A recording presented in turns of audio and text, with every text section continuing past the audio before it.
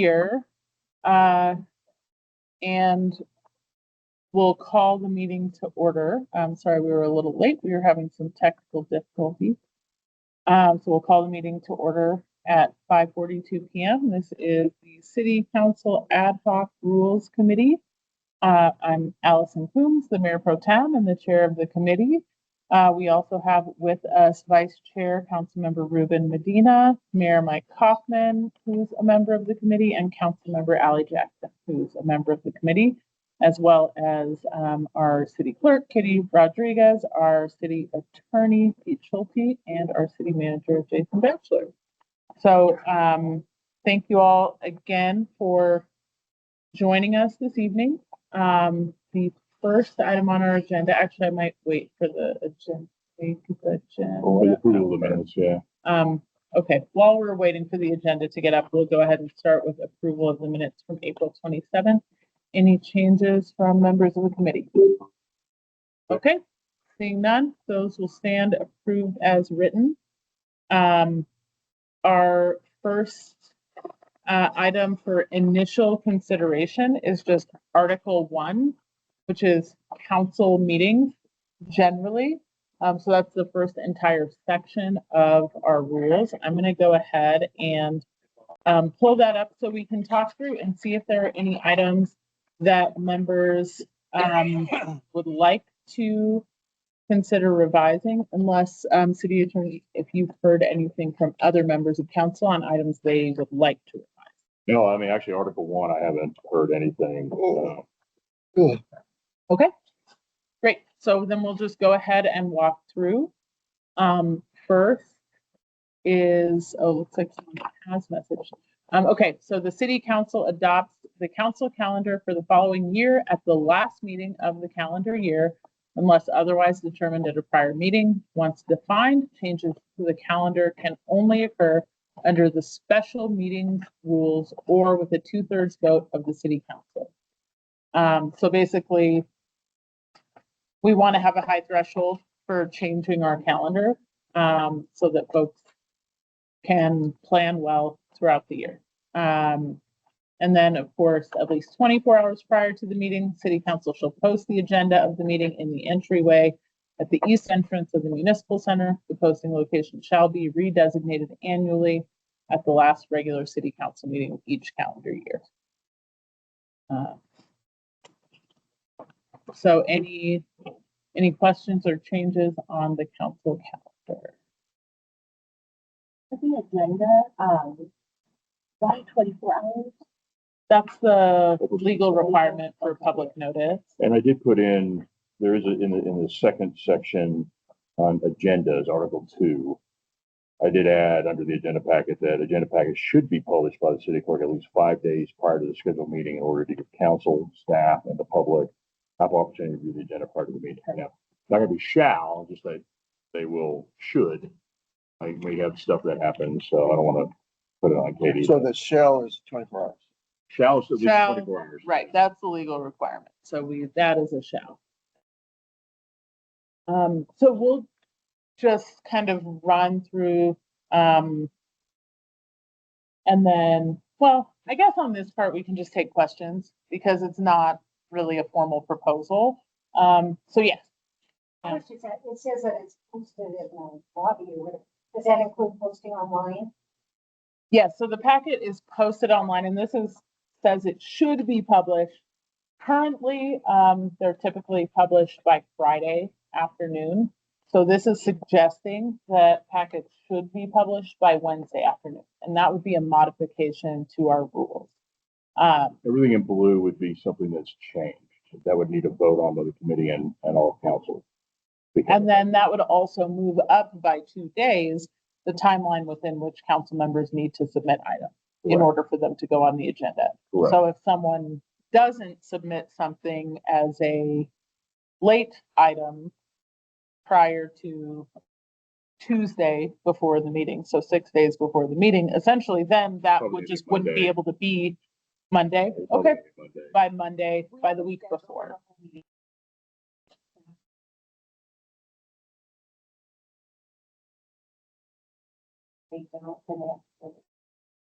Right. But even for late submissions, I would think, right now, I think we push up against You guys agenda do. publications sometimes. And so I guess the question is, if that's the goal, then do we also want to say like council members must submit all items according to the schedule? So it does kind of say that, but then also something about late items must be submitted That may change. at least a week before the meeting. I would say not, we don't, I We think don't we want could to put just, it in the that rules. prescriptive, yeah, in the rules. I mean, we can put out a schedule that Katie has. I mean, that would be staff's preference because that could be used, right? They could be used against you guys too if something is submitted late. Oops, violation of the rules, by either side. And so that's kind of why I'm looking at both sides, right? Whether or not we want to make that the rule so it can be used. You're gonna have to get a suspension of the rules, all that other stuff. So Right, but for late items, like, I think we could just say, all the in order to meet this, like, I guess it says, give staff sufficient time, but I Yeah. guess sufficient time has clearly been up for interpretation, perhaps more than it should be. Yeah. If I could, Katie, what do you think would be the sufficient time? Very last minute items that you have to have if we want to get it published by Wednesday, I would say Monday. So by end of day Monday, essentially, and that's for late items. If it's, Yeah. right, if it's not, or do 2 Done days prior. before scheduled meeting. so before scheduled posting. Scheduled posting, right? Yeah. 2 working days or 2 days? 2 days because it'll be this Posted on Wednesday Wednesday. before. Could be Okay, committee meetings okay. too. Yeah, 2 days Okay. that work. I don't have that. I have a question. Is there, so just kind of 2 points so I understand, like last minute, you can still submit like a emergency. I've seen, those last minute items have that emergency, form attached to them as well. Yeah, the I submission understand. form. I Yeah. see you want this city manager to prepare summary, history, and physical analysis of all items. I understand if it's submitted last minute, that can't happen. But there's still that emergency. So the emergency Right. thing, what we've kind of used, what you've all used that for is why it's not going through committee, why it's not. That's really what emergency means. It's not that we're adding it to the agenda late. It's just that it's giving all your colleagues an idea, right? That this is an emergency resolution because of a matter that's got to be addressed now that doesn't have time to go through the regular process. Okay. So And if then- And then the late submission form, which we do see, is it's been submitted after the deadlines published by Katie for the entire year. Okay. And what we're saying is that even late items shouldn't be submitted less than 2 days before the publication of the agenda. So it's really saying basically a week before the meeting, you need to have let folks know what's going to be on the agenda. And so that may mean that sometimes things won't be on the agenda. They have to go to the next meeting. That's great. And then my second point is there a limit that we can set for items on an agenda? Just because it seems some meetings have gone way, we haven't been able to dive as in deep into some subjects and then they never get brought back up. And so it can get a little confusing and lost. What's your suggestion on that? I mean, Jason and I usually, when we do the agenda review meetings with the mayor, we take that into account. Okay. Because especially on study session items, Mhm. because that's earlier in the day. Yeah. And I think council items, if we try to, when we have an idea, if there's going to be 8 public hearings, that we'll see if we can push some of those. But yeah, I mean, if it's okay with you guys, just let us work, with the mayor on the agenda setting, and Jason is the one that decides the start times and with consultation with me. So on the emergency issue classification.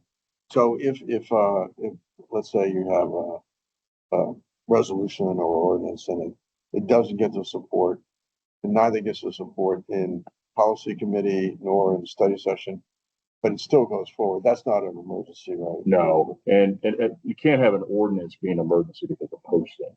Okay. Because we have the notice requirements for the publication. So really, we're talking about an emergency policy resolution. Like what happened last meeting with, Yeah, because it did go through the standard process. Yeah, it didn't go through, right. That was why it was an emergency and there was, right. Okay. And I don't think we have to be specific. If you want, we can add that in the rule. We can add what an emergency is, but I I don't think we need it, but think we need that. I'm just saying, when we say sufficient time, I do want us to specify 2 what days. sufficient before time scheduled is. posting. Yep, Because I think that council members clearly have a different understanding of what is sufficient time compared to the staff that have to do the work to make it happen. got it. I will add that. So I've got that So written down. that's all. What's an emergency, what's a late notice? None of that, I think, is what needs to be there, just that you need to get staff what they need at least 2 days I before. know we skipped ahead. You want to go back to Article 1 and go through the Section 2? Right, so council meeting. There we go. So this is setting our current schedule. Regular meetings will meet in regular session in the council chambers of the Aurora Municipal Center on designated Mondays at 6 p.m. and on such other days and at such other times as approved in the council calendar. So basically, our meetings typically are at 6, but we might have other things scheduled. So any questions about that? I know we had talked about next year, maybe switching up the study session and regular meetings. Would that happen here or is that later? That's a calendar conversation. So the conversation was that perhaps we may return to having study sessions and council meetings on alternating weeks. But that's a calendar conversation. It does. Oh, And I would just knowing your colleagues, I would wait till the end of the year during the calendar discussion. We can always change that. Or if you guys decide that you want to have study session like they used to be. You could Unless you, also, the evergreen this by just striking it on the same Monday and thing as set by the council calendar. yeah. yeah, okay. And that way we don't have to change it at that time. That sounds good. Yeah, we can.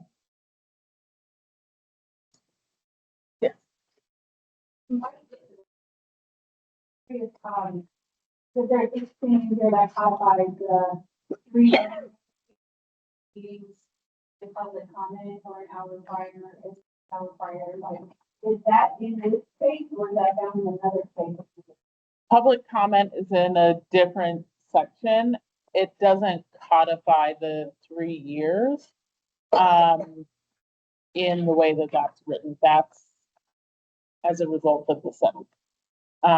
So that's not a council rules issue. That's a city settlement issue. Yeah, They're council, just if council tried to say, hey, we want to eliminate public comment, I would say, nope, can't, because of that document kind of lives in my office, and then I give advice saying we can't do that until X date. So, but yeah, it says, as Mayor Pro Tem said, it's separate from the rule process. It's not council's rule. It's it's an obligation the city agreed to.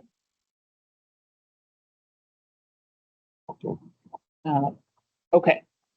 So anything else on study session? So no formal legislative action, no voting. However, we should try to arrive at a consensus position for the purposes of later votes on items. Yeah. The study session, are those public meetings? Yes. All right, okay.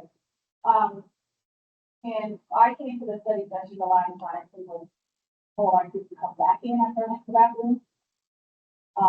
So I'm just curious how you all manage the public access to study session. If I don't have access to cell phone, internet, like how does one access the study session if the only option I have is Kitty? It's live in the chambers, yeah.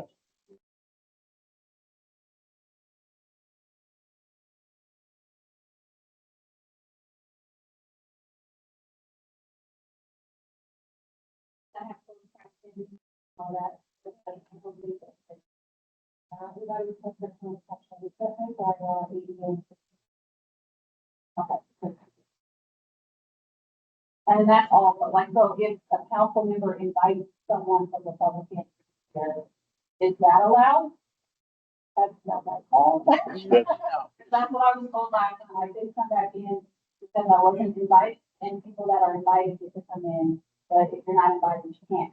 That's what I was told by you. Yeah, we're gonna have to fix that. The general, because we gotta be consistent. It is what Katie stated, is that there are no guests, no invited guests, even if council members ask for that, because of the limitations of this room. Unless they were a presenter on. Unless they're a presenter on an item, which is the exception. So I'm sorry that happened. I didn't realize that security was telling you that, but generally, yeah, no, non-staff shouldn't be in this room during study session because study session, the way it's defined, is no public participation, right? There's no, public hearings or something like that, because no decisions are being made. So that's why we say, hey, well, council chambers are large. We can broadcast it in there, and then everybody who's coming to the council meeting can just stay in there, and we can go right into the meeting. We will address that as well. Yes. Yeah. That, yes, we are duly noted. Yeah. Okay. I figured you'd get a kick out of that. Yeah. Failure to notify all council members shall not adversely affect the calling of a study session, provided that the city council's management analyst has used reasonable efforts to notify all council members at least 24 hours in advance of the study session. So that's regarding special study sessions, which can be called by the mayor unilaterally or 6 members of council.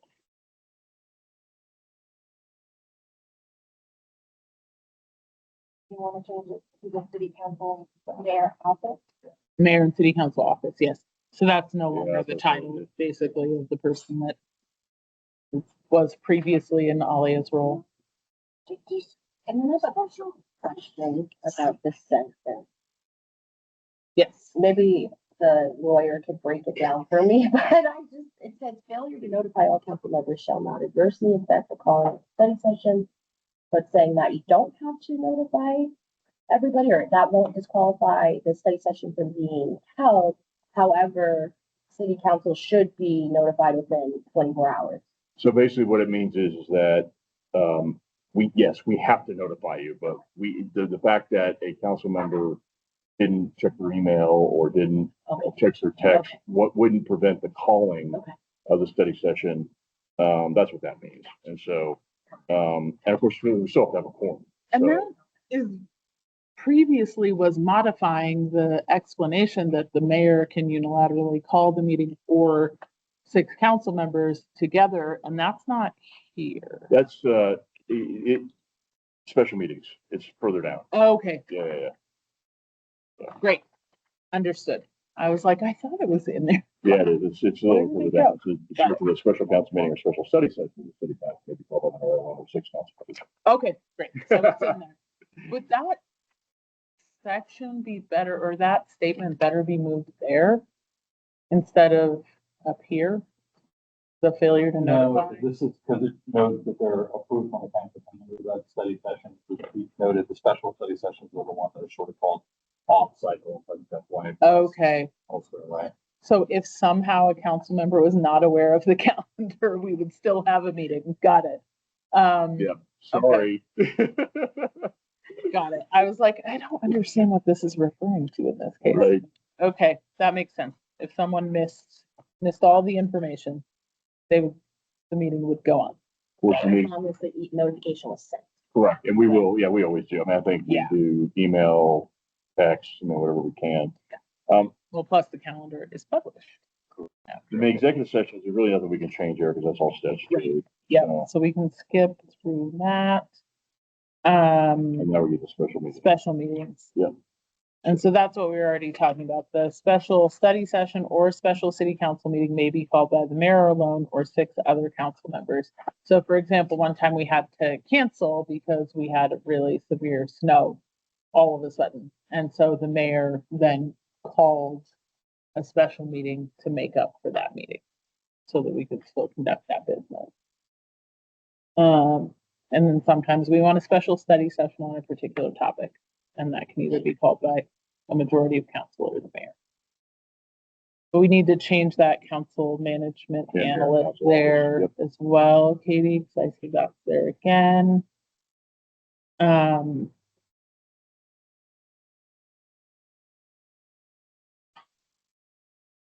then the rest of it is just the specifics of where meetings are held, how they're held, etc.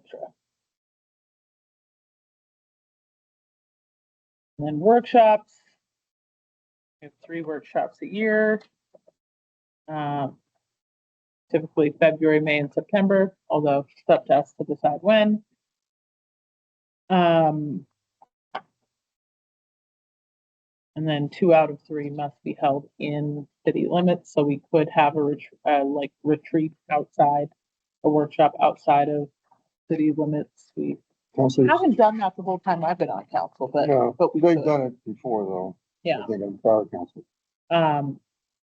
So I don't know if we want to keep that or not. Do you know when they, Jason, do you know when they stopped doing that? I think the last COVID time we had one was probably 10 or 12 years ago. It's been a while. I think we can maybe rank that. Like if we feel the need to do something outside of, I think they've city been pretty limits? effective here. maybe that's not a workshop at that point. Maybe that qualifies as something else. For example, we have the water tour, right? Like that's not a workshop. It's a different thing that we do that folks leave city limits to do. So I think we can take that out of workshops. And then we can take the rest So of that unless, stuff out unless after. modified by council, 2 of the workshops should have in the city. Well, I guess not, because that could still be true in city limits. I mean, it gives you guys options. Maybe take it out, then it's, you know, I don't think we'd ever go out, I guess. For a workshop, again, like we can have other discussions about other things, but I don't think we need to take our workshops I to think they're pretty Breckenridge effective, or yeah. something. No offense to Breckenridge. I would take out this, so that next sentence too. Oh, you did, okay, good. Well, no, the part about coordinating timing and location, still important because. we Oh, wanna no, make no, she sure- got it. I was just making, Oh. yeah, she got it. I just. with Oh, respect to the that. hour. So with respect to the out of town, yeah, What's the mayor pro tem's discretion, right? correct. And that I can't find in the rules, except, maybe it's under Mayor Pro Tem. Yeah, Okay. so I forget that that's. We also haven't been setting the agenda at study session, so maybe we should. That seems actually like a reasonable For request. the workshops? Yeah, I thought that, I don't know, prior to you, I'm trying to remember, I remember when, Councilmember Johnson had it. This mayor pro tem, she did it unilaterally. yeah. I think most mayor pro tems mayors pro tem, have in my time on council, but I don't see why we shouldn't do it, other than we haven't been doing it. I guess that's the only question, is since we haven't been doing it, do we change that there, or do we say, oh, we better start following the rules? Is it, We posted, I mean, for the public meeting notices, we're going, obviously, the agenda, meeting all the public meeting requirements, it's just.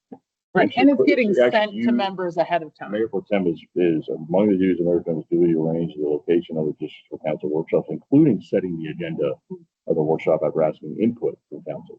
Okay, which So- we already do. Okay, Yeah. then we can strike that sentence. Okay. And then notice shall mean personal notification of the council member by any 2 of the following methods: phone, in person, or transmitting a notice to the council member's city email address at least 24 hours in advance of the scheduled meeting time, or at the time the decision is made to call the meeting, whichever occurs first. So, I think that makes sense. There's 2 methods required.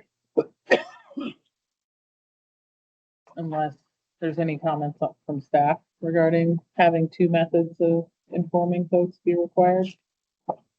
The only thing I'd say is I haven't had any complaints from any council members that they don't have access to their email either on the city provided devices or their phones, or if you guys want something else. But again, I think you guys would know, I mean, there'd be some emails coming back. Turn the list over about, I think a special study session or special council is going to be called. So you kind of have an idea. But if you want to add something, we can. I just Well, think. no, it currently says we have to do two methods. Oh, I'm saying, God, do we that's want right. to strike those other methods and just say by email, like, you will be told by your council email? Have a problem. You want to leave the two I methods? would leave it, just because wires get crossed, and some of those, like, it's like a notification that, can get buried. And I don't think they should. I think technically it'd be like the Teams notification, and then the Outlook notification would qualify, right? Sure. Yeah, That I would guess that would. And already, Yeah, because it's added to your yeah, calendar and too. since because I have been curious, like, why does the time of like study session shift like by 5 minutes here, 7 minutes there? But it's because yeah, exactly. So I think keeping two would help. Okay. Okay. All right, we'll leave it.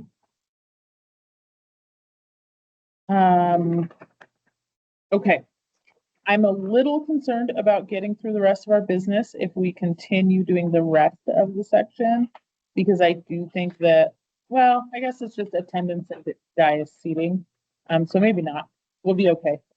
So attendance, council members may appear remotely, including off camera at city council meetings, special council meetings, study sessions, special study sessions, and executive sessions. Council members appearing remotely for executive session shall participate using a secure private phone line or electronic connection in a private area. So any questions about virtual attendance? Katie, does that mean they could participate by cell phone? Yeah. Oh, I have oh, yeah. during, you can join the meeting like Teams. But you're by joining cell phone. Teams, but I mean, just, okay, not. Yeah, you can not dial by- into Not by Teams, too. just dialing in. Right. Do we need to add any language around, and I don't know how flexible this is, if this is like the hardcore language, and then we get a little bit of flexibility of breathing room around it, some other area, but just, like, maybe sensibility or, consideration of like council members should take into consideration, like their attendance in the meeting is important, or, there is limited ability to participate fully in a virtual setting. Or council members should endeavor to attend council meetings in person or all meetings in person. I don't know if we want to say all or just the council meetings. I do think that on the dais engagement is a little more weird with the virtual. It is, yeah, and I think since study session, there's no public hearing, it's fine, but when it's a regular session where your constituents are coming in person and there's some unspoken things that happen that you should be made aware of. Grant, but you could still virtual attendance, emergency, sickness, family, whatever, that's fine, but just some sort of. Oh, well, you could, How about this? Council members should endeavor to appear in person for all scheduled meetings. However, council members may appear remotely. Right? Yeah, or I you think could- that yeah. works. Or you can be more aggressive and just, put it in Colorado voting. I think quite some time ago, they used to you have to go a specific reason why you couldn't be at the polls to be able to vote absentee. Or at least send an email to somebody. Yeah, we usually actually send it to Jason, Katie, and I, just so we can, for the record. But you don't get them. It's usually Jason and I, we forward them to you. I No, no, always I told think- the mayor. Yeah, And the mayor's usually CC'd on those. yeah. Yeah. I just don't, I think that you can say preference. We have a public comment. Yeah. Sure. Okay. Ability, like school boards have the ability to have a free and excused thing. It's gotta be a charter. In the charter, we don't have that ability. So, because they have, and I guess the way I put it on everything that we, about sanctions and everything else for council members is that the charter literally gives a property right to the elected, right? It is their seat and only they can give it up. And for whatever reason. And so that, that's kind of where the charter lands. Right, which is why there's other things that aren't, participation in the council meeting that we can use as sanctions, but the council meeting itself, we could say no virtual attendance. I just think that's probably a little too inflexible because folks sometimes have illness, family emergencies, conferences. I will. The people attending a conference that actually participated from the conference. Yeah, Right. so I think you guys, I think you'll get support from your colleagues. The council members should never appear in person at all scheduled meetings. However, council members may appear remotely, and then I'll add something in here.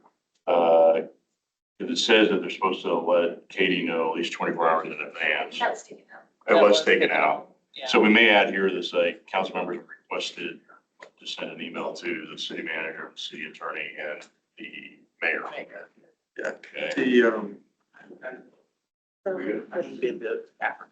And Nebraska staff, we're having these requirements for 24-hour notices, and we want the agenda up. Like, let's put some accountability on council. If somebody has an emergency and it's at the last minute, Yeah. Prior to the, be a part of the start of the meeting.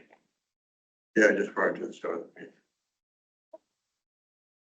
I got it, so, all right. And then, of course, reasonable accommodations are made per the ADA, which is, this language is based on that. So I don't think there's really any reasonable accommodation changes. that we No, would like that's to make. all legal stuff, so we gotta leave it. Okay, and then dais seating. Unless an exception is made for a reasonable accommodation, only the mayor, council members, and their family members if needed, the city manager shall, and the city attorney shall be seated on the dais. So limitations on who can be on the dais, but not including children. Unless it's needed. I also, I wondered about that, because it's not like youth or minors or caretaker or anything. It's just like your family member as it's written right now. I feel like, could someone make a claim to be like, I want my, spouse or sibling up here? No, I think you guys would, again, as working as a majority of the body would say no. Okay. And like I said, that was so much history in this section. Right.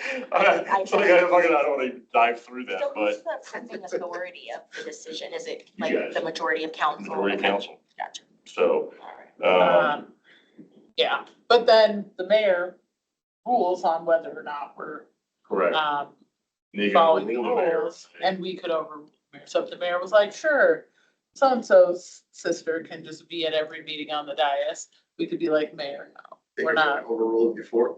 What? Never. I've never been responsible for such a motion. And we literally had to change the diocese where you guys can agree to switch. We didn't have that before. We but could take that out. I don't think that, it's up to you, but Whatever, I guess we can leave it there. I don't think it's happened. Did we, well, we It's had, not- It did happen. it had, well, no, this Oh, council. It did happen with, yeah, So it's like, previous council, yeah. And it's not a hill I'm willing to die on, but it entirely does not make sense. Right. So if we want to leave it, I'm not gonna get into a whole thing about it, but I think that really should be stricken. As adults, we should be able to sit next to whomever we're assigned to sit next to. Period. End of story. There's a very logical and simple way that this is laid out. So actually, it's not a hill I'm gonna die on, but we're gonna put it in a different section. Are we seated by? I see it Yeah. right now, but the family. Oh, yeah, no, the last part, yeah. Except for the mayor and the mayor, even the mayor pro tem is seated, Yeah, by seniority in alphabetical order. Everyone, the mayor, the city attorney, and the city manager have fixed seats, and everyone else moves around on the basis of seniority and alphabetical order. And I really don't see any reason to not do that. Let's just go ahead and strike that last sentence. Then I'm like, all parties involved, is like the person sitting next to them as well, do they get a say? All right. It's basically that whoever the two people are that are switching Like your had neighbor. to agree. I'm kidding, I'm kidding. We're not gonna lawyer this, I just think it should be straightforward and simple, so let's just strike that, and if we need to have a discussion, we can have a discussion. Okay, so any comments from members of the public before we close this section? Yeah. Oh, Not about this section. okay, So now we're gonna go to page 33 for city council travel budget allocation. yes, so this is items for open discussion. So if any individuals would like to speak, feel free to join these four chairs in turn order, and this is about changes to the city council travel budget allocation. Right now, it rolls over all of it until a member vacates their seat. And so we're changing it so that members would only be able to roll over $3,000 per year instead of their full 7,000. So that's the language has been updated, Uh, so.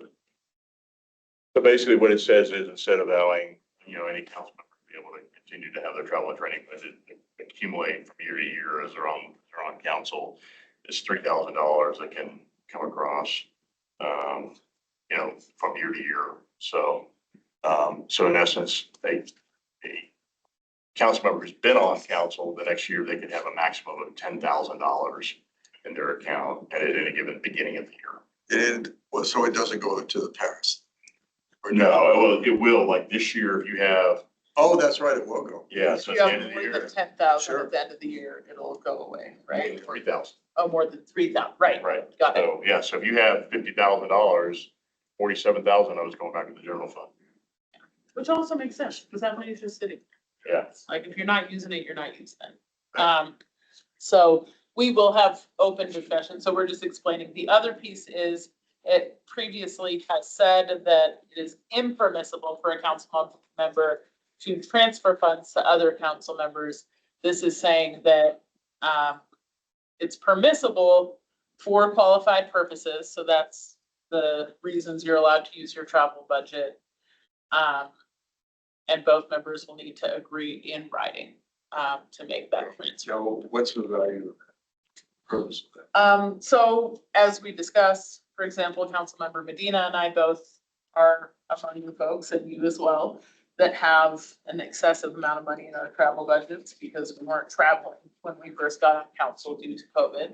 And so our current new members are coming in a year where they had their budget allocation reduced to 5,500. So the agreement we had made is essentially we can transfer to others to let them get back up to that same So what was it before? 5,500, what was it? 7,000. It was actually, it was unlimited. Well, right, No, but the no, amount that was no, allocated. Oh, this year, yeah, 7,000. So essentially, we can allocate to folks we can transfer on mutual agreement the amount that would bring the new folks up to But it doesn't equal say on level that. with everyone else. And then at the end of the year, everybody still can't have more than 3,000 in their account. So it just helps our new folks be able to actually attend the same conferences as other people may be attending without being, without having to pay for that out of pocket when there are some of us who have this excess travel. Trying to create a little bit of equality between those of us who've been around for a long time and those who have not. Guys, makers. Size maker wanted to join the conversation. Yeah, wants to be heard. Is like, if there are transfers between council members, is that information publicly visible or does that have to be a quorum? There is an audit of the council travel funds that gets done periodically, so that would be included there. Otherwise, the core of that. Oh, for sure, yeah, and of course, I don't know if there's really an ability to have it place online somewhere. But the expenditures would be recorded. Expenditures are, yeah. But the expenditure then, but wouldn't that count as an expenditure from member to member? Yeah, it would be included So in that the would be- audit if yeah. we make that. Yeah, it would be the audit, yeah, sure. Because it would be a transaction on that account, so. Correct, and it'd be in writing, so there will be a, But it would be assumed, right? Like, is it like a line item that says transfer to, like, if I'm looking at an expenditure, is it Correct. giving me the itemized reason why that exists? Right, and then the email or whatever in writing that authorized it would. for the qualified purpose was, and it would have to be for a specific purpose. You're just like, hey, Councilmember so-and-so, I don't have any money. Can I have $4,000 of your money and I'll just put it in my account? No, we're making it's gotta be a specific purpose. So it'd So- be, I need to cover my hotel for that conference we're both going to, and I'm sure you have an excess. Can you transfer some of your funds to Okay. help cover that? So yeah, that. I think staff are developing a procedure since this is a new thing, but it will be audited and recorded appropriately according to the guidelines, the accounting guidelines. So Ellen, and we'll come to your. So what if there are, things like going to a conference or a meal or whatever, and the sponsor or whatever says, I'm comping you this. Isn't there a dollar limit in the state law that is conceived as a gift? And Yes, so should that not be in this part also? Oh, it's in here. it's later, so we'll, yeah, and it's in the city code. So yeah, it does, if you're at a dinner or anything like that, you do have to report that information. That's not between council members. That's, yeah, folks that are hosting an event, and we're not allowed to use our budgets on anything that's covered at the conference. So if there's a dinner included in the conference, we can't say, I would also like a per diem for dinner on that day. So that comes out in the audit. Oh, it's Right, a in city terms code. of the expenses, yes, Hopefully. those expenses are reported in the audit. Like how much per diem you requested, what was provided as part of the conference, and then if you were comped, like if there was a conference meal ticket that costs, $150, and the host of the event said, actually, I'm comping your meal, then yeah, you would report that comp ticket in your gift report. That's true for gifts also, that there's For other dollars.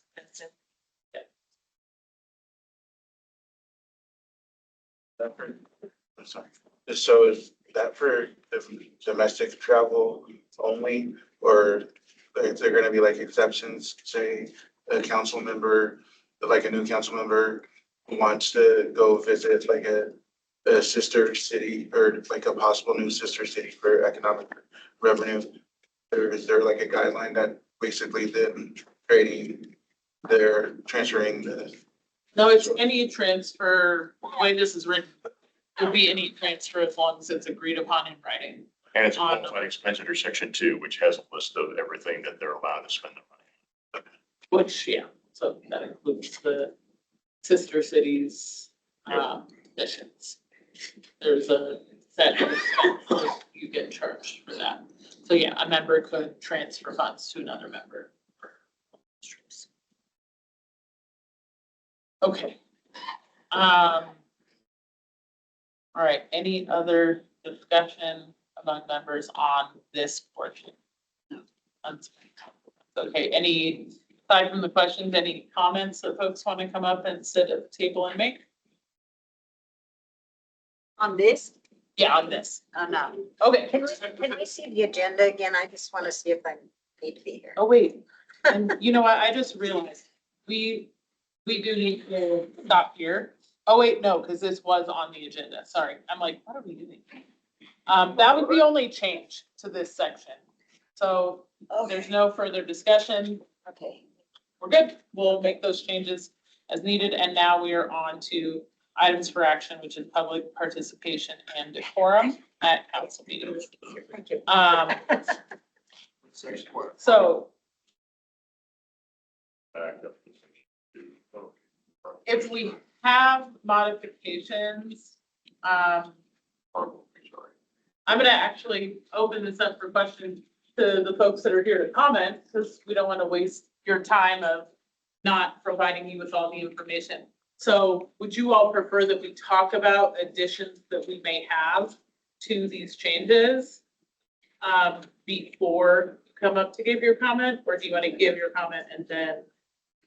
If it's okay with everyone, I think seeing what you all came up with would be great first, and then. Okay, some of it was published, but there's some additional stuff that that I've discussed with city manager and also with Councilmember Jackson that I think need to be added. So we'll go through what's here and then also discuss adding in that information. Okay. All right, so first, let me go ahead and open this up.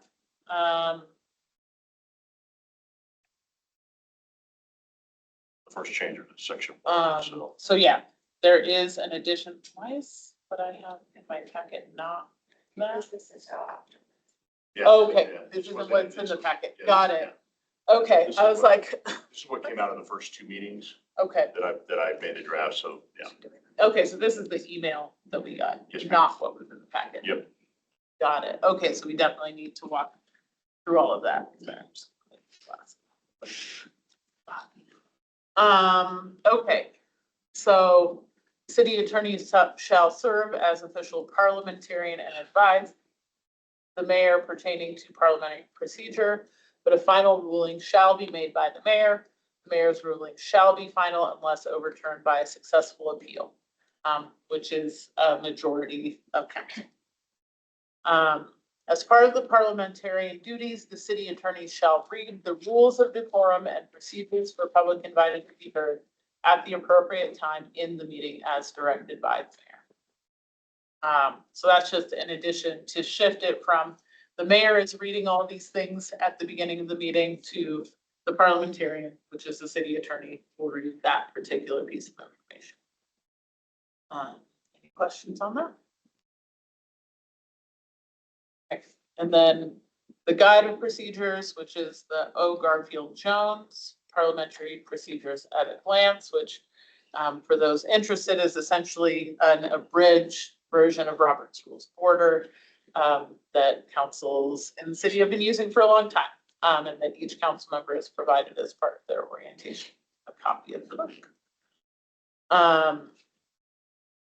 And to the extent that our rules differ, then our rules govern rather than the O. Garfield Jones. So it's, we follow O. Garfield Jones unless we say in this set of rules that we don't. All right. And then order of business. So if anyone wants to make any amendments to this, you certainly can, but we have already proposed the amendment for public invited to be heard. And what was written was 30-minute limit for students who are 18 or younger and 1 hour for all other members of the public. That was along with striking the hour limit at the end. So my proposal is that we have an hour limit for people 18 years and younger, and then an hour limit of other speakers. So that we're not taking away 30 minutes from the public. Up to you guys. I mean, if they want, we'll do an hour and maybe it'll be a discussion point. So. So if they just use 30 minutes, then it's not gonna be an hour and a half for the other. Correct. It's by section. So if it's up to an hour and they use 20 minutes, then we'll move right into public comment for the other speakers for an hour. So the youth section doesn't get rolled over to everybody else. Correct. As this is written. Okay, we'd had a discussion that it could be one or the other. Unless it's a question, we're gonna go ahead and hold it until folks, so is it a question, Miss Ellen? I don't know if it's a question, but I'm concerned because there are people that work, don't make the time, can't make, because of traffic or whatever. So that last section, which was there before. Okay, I'm gonna have you hold that for comment after, because this is, I wanna make sure we go through everything, and then folks are gonna have the opportunity to come up and discuss. So noted, and you'll have the opportunity to talk more about that, as we move up. So the concern is if we strike the hour at the end, then folks who weren't able to make it by 6 PM wouldn't be able to speak. We could maintain 30 minutes at the end and do 30 minutes for young people at the beginning, then an hour for everyone else, then still leave 30 minutes at the end instead of fully striking the one at the end. So this one, you wanted to strike, is that what you're saying?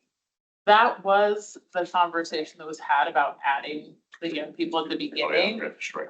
So I think instead, instead of striking, let's do 30-minute limit. Because that was the discussion that was had, was remove that and put an hour at the beginning for youth. You wanna make it where it's really people who couldn't make it at the beginning and it's just. So People that change It's the already in the rule to rules say, where somebody who hasn't spoke yet gets to speak first. Yeah, I would just say at the end, I just say if they weren't able to make the meeting and sign up at the first public comment, just have that be that time period for them to address council. or simply didn't speak during the first public comment. I think that's already. It's not. Folks, yeah. When we've had young people, how many you see it show up? Usually they'll show up in groups together, so then, I mean, I don't think we've ever had more than 30 Speakers, minutes. so I was gonna say, I think it's been typically 8 to 10. I think for the tobacco speakers and the same thing on the youth violence, recollection was 8 to 10, but it's. Okay. It could be more. Okay, so that would accommodate 30 minutes. For discussion's sake, and also because it's my personal belief, we could also just strike time limits at the beginning and only have a time limit at the end. But still give priority to young people at the beginning. Sure. But I know that's an unpopular. I have a clarifying question. If you wanted the students to have up to, an hour That was the original kind of conversation that we had and then another hour for, for everybody else. everyone else, so public invite would be 2 and that would be held at the start. And you're thinking of striking the one at the end. I just wanted to make sure I understood. But now with this discussion, we could still leave it at 30 minutes from the beginning and then leave 30 at the end for. For the students, and then maybe, again, and again, if you guys want to make the end to be for people that have not, literally didn't get to speak or they were late. Right. That way. And do we need a note about youth who are late? Like, if they miss their youth slot, they can still speak during. Well, they can speak to regular comment, sure. Yeah.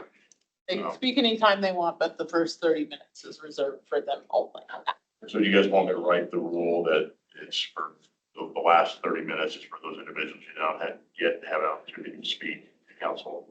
During, not for the agenda items. Right, but during for public. public invited meeting. That's the second one, that's what I'm talking about, Right. yeah, okay. Ruben, okay, all right. It used to be unlimited for everything all the time. I could go back to the games. And then, I had a question about the order. Yes. What are thoughts about moving up the reports up to after public invite to be heard? Just because when we are giving our reports, like it's really late, a lot of folks have left, and I think the reports are just I feel like they would diffuse maybe some of the tension too, and it would allow for people, if there was tension felt, it would give people who are there, and it's a reasonable hour at that point to hear what city council's up to in real life, in person. It could be like a good moment, like a community building Where would moment. you want to put it? After public invite to be heard. And the first. Yeah. First. Yeah, public invite. first. Yeah. I know a lot of times you guys like in your reports, you like to talk about what happened in the council meeting in your reports. I mean, but that might also help avoid some of the speaking back that occurs in the reports and have it be focused on the report and not Yeah, on but I'm okay. what I have to say that I didn't get to say earlier. But members of council and the mayor should be limited to 3 minutes apiece. I agree. Yeah, I agree. For reports, yeah. Endorsed. Like that works, So move reports up okay? earlier in the meeting and I got you back on that. mayor and members of council are limited to 3 minutes. Yeah, Anderson. It has been commented by my very own that my reports are. Rain for the rest of the week. It might snow, tornado, and hurricane all at the same time. The Lord is moving. Where's the sit? I want to give the endorsement statement. Yeah, because we can see the timer, right? So just go right now. Yeah, and you can beep us and cut our mics off too, Katie, okay? I'm okay with cutting the mics, but can we get rid of the beep? Please? Is that, I feel like that's not really a rules question, that's a. I mean, if you guys tell us to get rid of the beep, we'll get rid of the beep, but Well, now we have, The non- but the rule change is someone would be, if they violated it, right, past 10 seconds, past the 3 minutes, then they would be suspended for the next. Yeah, time. and that's later on. I prefer rounded versus suspended, but. I wondered, given how long this section is, if we should,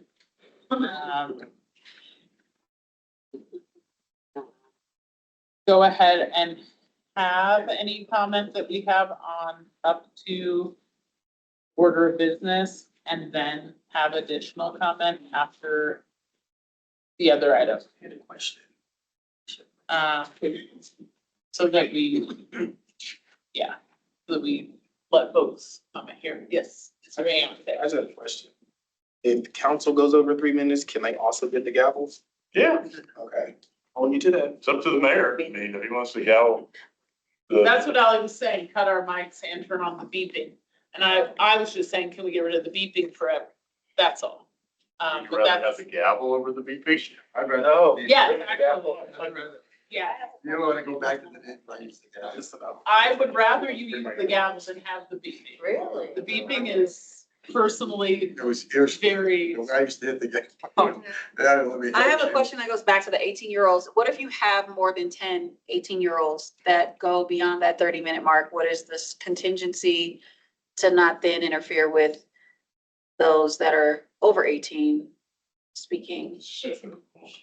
yeah. Okay. So it'd just be a motion to allow them to continue, and then it wouldn't touch the hour for the regular folks. Okay. Does it have to be a 2/3 suspension? So, yeah, instead of 6. Is that like a rule? They could also sign up for take part of the 1 hour. Yeah. Right? They just have to sign up. I mean, they could. I mean, if council decided not to extend the 18 and under by 30 minutes, and they would just roll over, they could roll over to the regular public comment.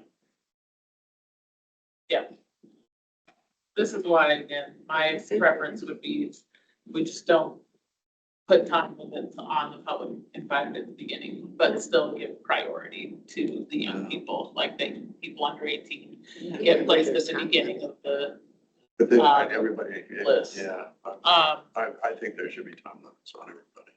I mean, 3 minutes, yes, but not a total time limit of how much speaking time total is permitted for public invited to be heard. We did it for years, Mayor. You did it. I did. We did this together. Mr. Aaron. So I actually like a lot of these amendments that you introduced, especially with the youth. But when we're talking about 18-year-olds and we're in the summer where they've just graduated, they've got a job, so they may not be able to get to the pulpit. So maybe I'm jumping ahead, but is there a discussion about bringing back the call-in line just in case there is something important that they want to say and actually can participate? And then my other, sorry, but there was a 2-part to that. And when you're talking about like getting rid of the time limits, I know Denver changed their public comment a couple of years ago where I think their public comment lasts, I think either an hour and a half, where it's just 30 minutes. Denver's 30 minutes. Yeah. Denver has. Oh, it does. And you have to register and wait. Oh, never mind. Forget the So last part of the comment. we looked into the call-in line, and the problem that we found is the propensity for disruption and the propensity for hate speech come across them. So what we had talked about at one of the previous meetings was having a process that the city would come up with to make it an accommodation. So basically, if you state that, hey, I can't make the meeting because of this and this is why, then we would set up the procedure to be able to get you to be able to call in, but it's, you know, I just, we don't have the technology today, to be able to limit that hate speech. We don't want to hear that. We also don't want to get sued for limiting hate speech if we wanted to do so. So it's simpler to make it an accommodation to participate virtually, which folks are still free to request, but it creates a registration process, right? Information about who it is so that we don't just have Somebody lying to the R from New York that wants to do it. And then if the 18-year-olds don't get there in time, they can go to the, you know, we have at the end, they can sign up for the end too.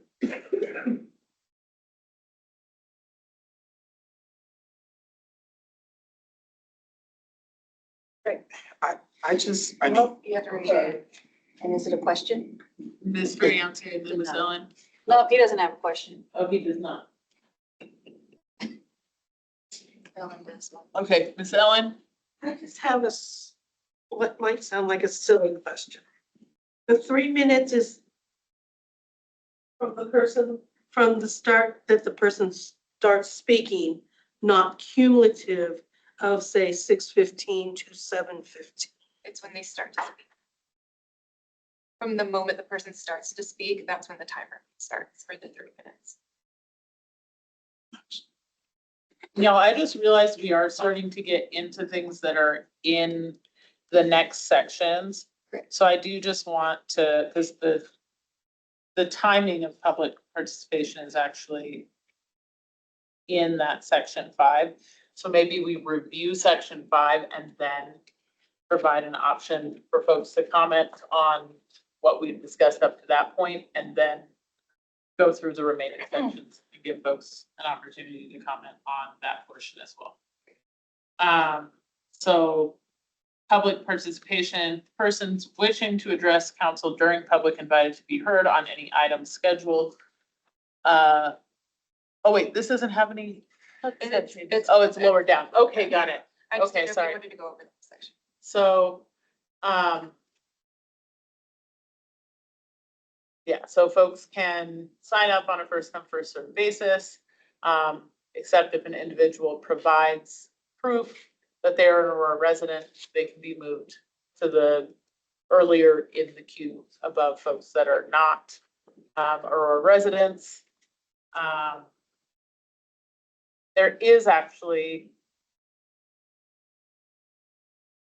a couple things here that I think we should look at. So speaker shall appear in person, speak from the podium, fine.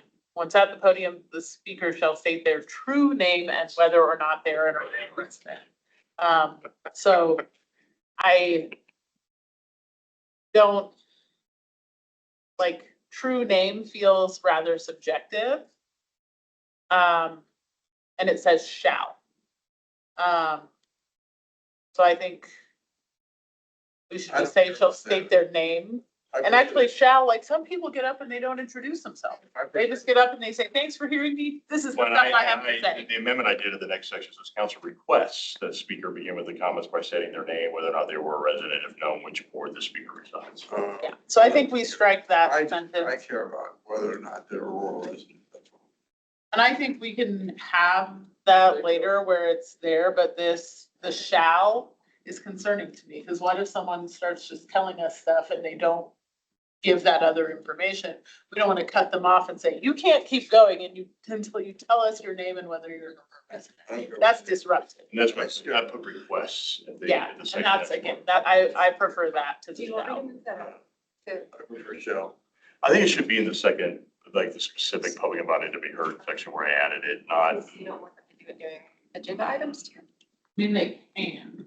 I mean, they. Okay, well. So again, let's just take out the Katie, shall and say council. You get something of their address. There's another section on public comment on agenda items, same thing. What if you, well, okay, you already give the name, at least they've given you.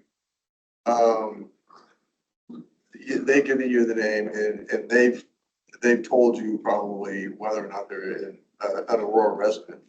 So when you call their name for them to speak, say, Joe Smith from Denver.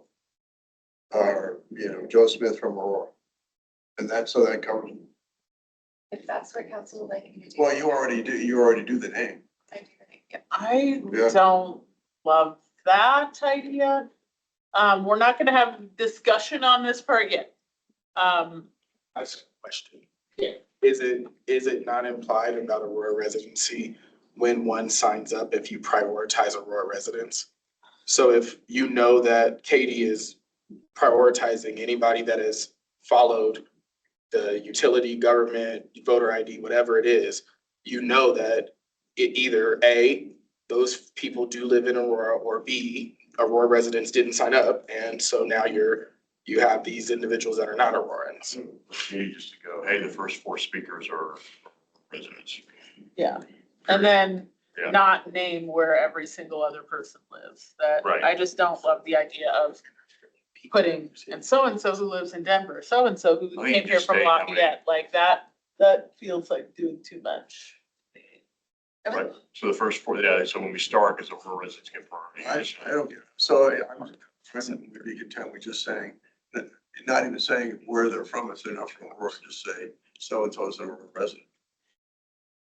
For each person. Well, and then, yeah, this is with their comments. You don't have to say it. Sign up.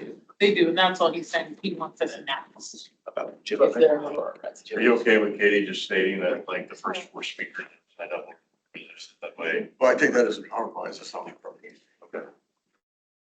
So we're gonna strike this whole section about saying if they're an Aurora resident or not. Well, then, I okay. think we need to take out the shall, I think we can say council request. Okay. No, on the Aurora resident thing, what I like to see is that, I'll go with the first 4 or whatever are Aurora resident, but as a compromise, but it should be a shall. And there's gotta be, because we have people coming month after month that are not from this city, and people ought to know that. I live in Aurora, Birmingham, so. I have a question. So actually kind of a suggestion. So instead of, because of safety concerns, because I know some of us have gotten direct from old city council members and they still continue today or whatever. Instead of saying over residents, could you look at substituting and saying the first 4 are local residents and then the other people are from outside our jurisdiction, just as a safety measure precaution.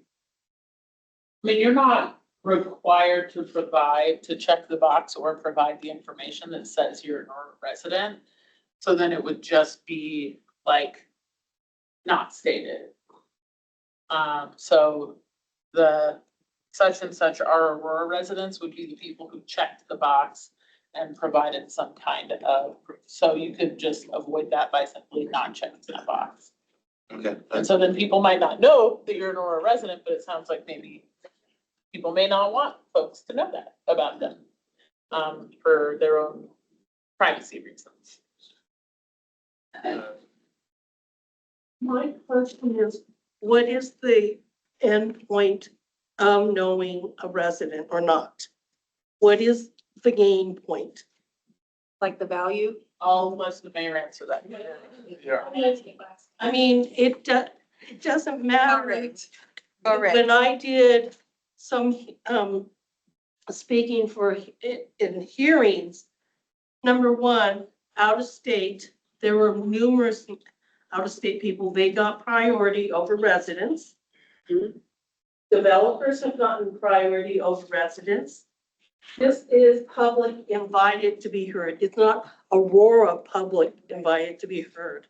So Ms. what Allen, is the we're getting into discussion, so we can have that during the comments and discussion, but I don't want to get too into discussion, but I think, Sure.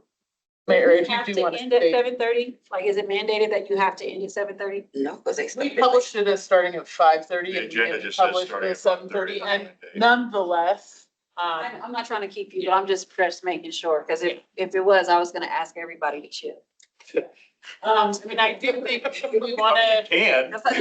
I just know we have stuff to say. yeah, we've been very fluid about the discussion and definitely open to questions, but we wanna keep the comment part to the comment section, which we will get to as soon as we get to the end of this public participation piece. So we're gonna say council requests. Mayor, you can always make an amendment, when we get to studies or ask our colleagues that there be an amendment, right? We can change that. But I think the shall gets things a little like, it just puts us in a position where, what do we do if they don't? What do we do if someone doesn't say what their name is and where they're from, or gives a random name you don't think is their name? Well, but also, I think, well, we are, but. Or says they're but we are like to resident, make you sure don't that believe them. Katie, they have a priority, so they're gonna be at the beginning of the list, and so you say the first 4, the first 6 are rural residents that will be speaking in public and private here. Then there's no names associated with it, just you say, Yeah. state in the beginning, and then it's, Well, they're not saying it, Katie's saying it. right. And some people may introduce themselves by habit. I just think sometimes people are like, I want my full 3 minutes for my commentary and I'm not gonna say the rest of the stuff. It'd be Katie saying. Yep, What if their residency is unknown? Are you gonna say their residency is unknown? No. So you're just gonna say, this is an Aurora resident affirmed? I'll say at the beginning, the first 6 speakers are Aurora residents. Okay, and then 1, 2, 3, 4, 5, 6 goes, then everybody else is just either you're not a resident or is unknown. Yeah, and then I will say that. Okay, still trying to find the value, but okay, thank you. yeah. They didn't check a box or provide any proof. And or and, like check a box and or check a box or. In order to get the priority, you have to do both. You have to check the box on the form and show And Katie show- okay. that you're. How do you verify it?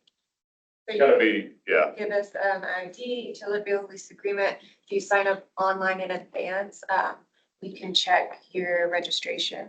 Can I use an official post by the mayor that says? No, stop, no. Mr. Anderson, we're not getting into back and forth stuff. These are to be, I just wanted to see if it worked. It will not. So if we're talking about under 18, they may not have an ID. And if they go to an Aurora school, they may not live in Aurora. So are you going to move them down the list while maybe some of their schoolmates have already spoken? That section, Miss Ellen, is just for, all you have to show is that they're 18 or younger and students. Right, but if we're talking about everybody has the Aurora residence, They don't have to. then the youth, they may go to school in Aurora, but they may live in Denver. Fair enough, but what I'm saying is that first section for the 18 and younger, the way the draft rule is written, we're not asking whether they were a resident or not. We're just asking, are you a student and are you 18 or younger? yeah, and so we'll get to the rest of those points as we're going through the drafted changes. Sorry, there's a lot of different moving parts. But we can get to the rules as written, Mr. Kerr. Can I make a motion for you guys to make a motion to move to the part of the discussion on the decorum discussion? And then we can all leave and then you guys can finish the meeting? This is the decorum. No, you can't make a motion, Mr. Kerr. This is the first part, then we're gonna take some discussion, then we're gonna go through the second part and take some additional discussion. So we're really close to the end of this section. There is an item here that didn't get addressed that I think we need to address, which is the only one person permitted at a time. Unless it's a parent of a minor child, interpreter, et cetera, like, I think we should strike that. We can leave whenever feasible, individuals wishing to address the same topic are encouraged, et cetera. That's fine. But the only one person at the podium at the time, I think should be So we struck. haven't enforcing it, so. Yeah, go ahead. Right. Because they'll never do it. Try again. I mean, that's not the reason. The reason is that it was already implemented under strange pretenses and it never was there before. And yeah, I just. Going back before that, can we add something about, addressing the council? Yes, do we have that here that the members shall address the council and not other members or individuals speaking? Didn't we put that in here? That they should be directed to the council?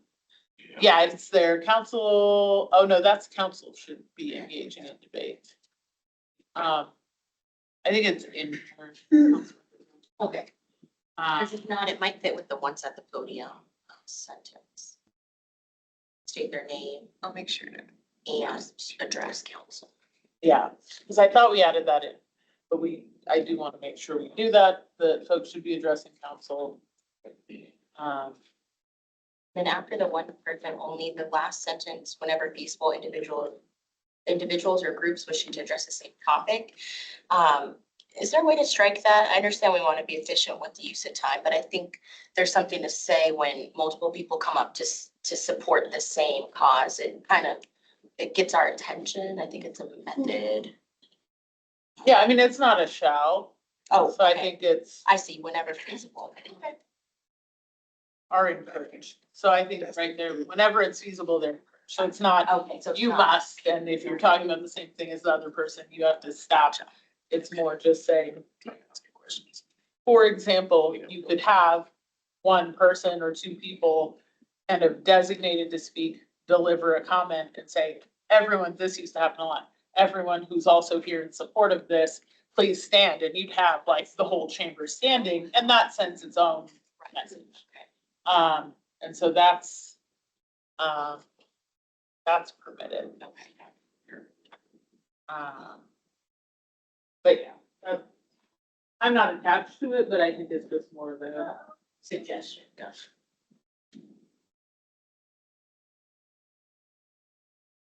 And my last question on this public participation section is at the very end where council may clarify statements related to any speaker's comment at the conclusion of public invite to be heard, but shall not enter into debate with the speakers.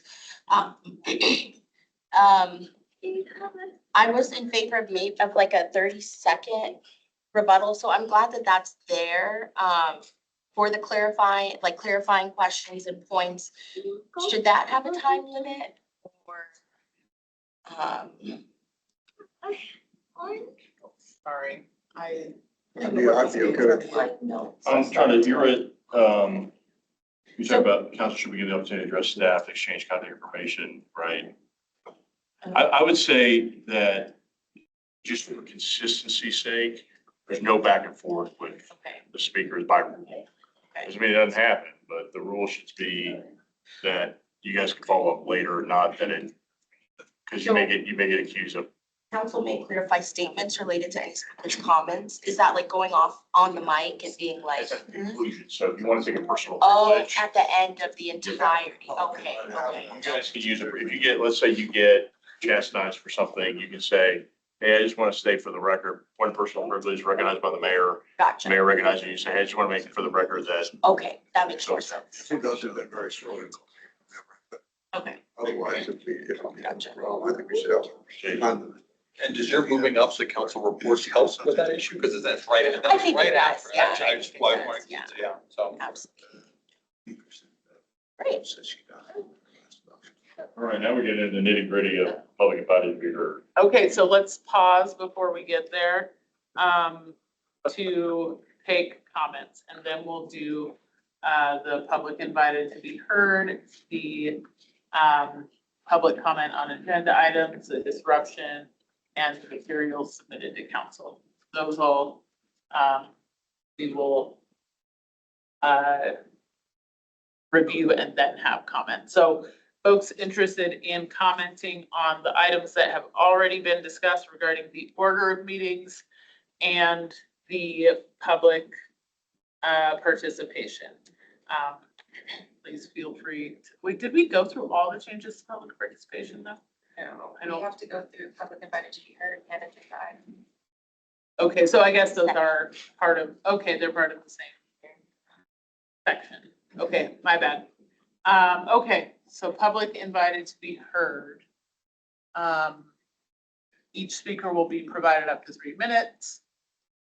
Up to 30 minutes for those who are under 18 years of age and are students in school. So there's no other evidence required to be submitted, just that you're under 18 and that you're a student in school, not residency. And that's a dedicated period. And then following this period for up to 1 additional hour, other speakers who have signed up to speak as outlined in this section will have the opportunity to address council. So the other rules then apply to them about residency. Those speakers who provide proof that they are residents of Aurora will be heard first in the order that they signed up to speak. Ms. Allen. On the, We're not down to that yet, so we can go down to the next. So those wishing to address council may sign up online before 1 p.m. on the day of the council meeting, or may sign up in person with the city clerk no earlier than 5 p.m. Those signing up after 5:45 be heard in the order they signed up, regardless of proof of residence. Signups will be accepted until the last speaker finishes speaking. So, and then the other portion is stricken. Well, back, you guys added the 30 minutes, and we'll just change that to stating that for those who may not have the opportunity to address council. Oh, yeah, okay, yep. Yeah, I'm gonna say that in. Yeah, we just struck that before, now we changed it today, so we're gonna add So we're 30 gonna minutes put, back. yeah, and just modify it to say only those who did not speak during the first public invited to be heard session.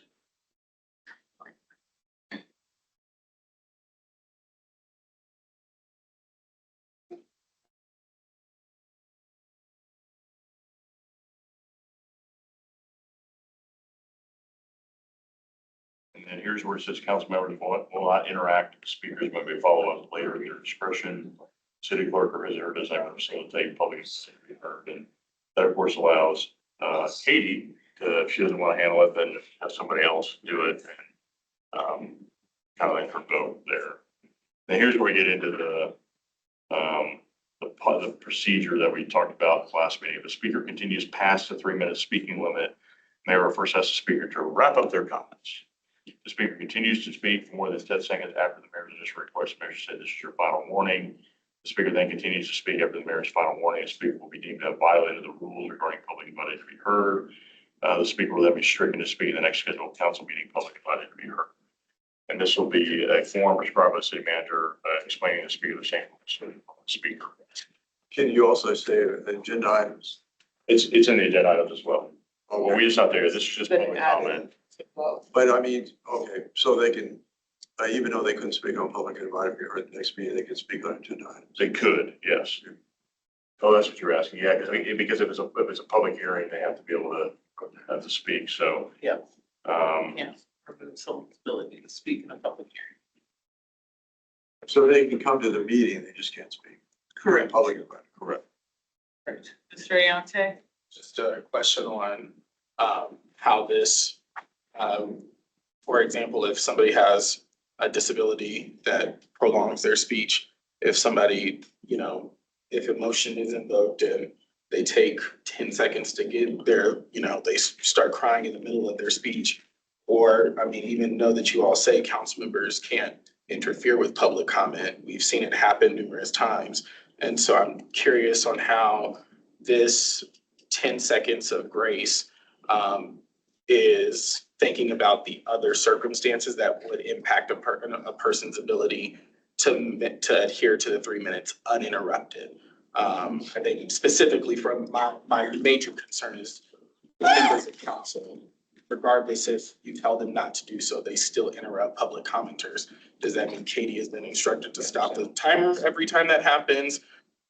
What does that look like for that specific piece? And then I'm also wanting to know about, like, for those who might have a stutter or a speech impediment. Delayed speech. How does that impact their time? So obviously there's an accommodation that this is going to be different. I mean, we're going to know that ahead of time. Right. So because we're going to be asking for people to submit that information so we can provide them the accommodation that they need, which may be more time. But we'll know that ahead of time. As far as the council, I mean, you have Jason and I sitting next to the mayor, right?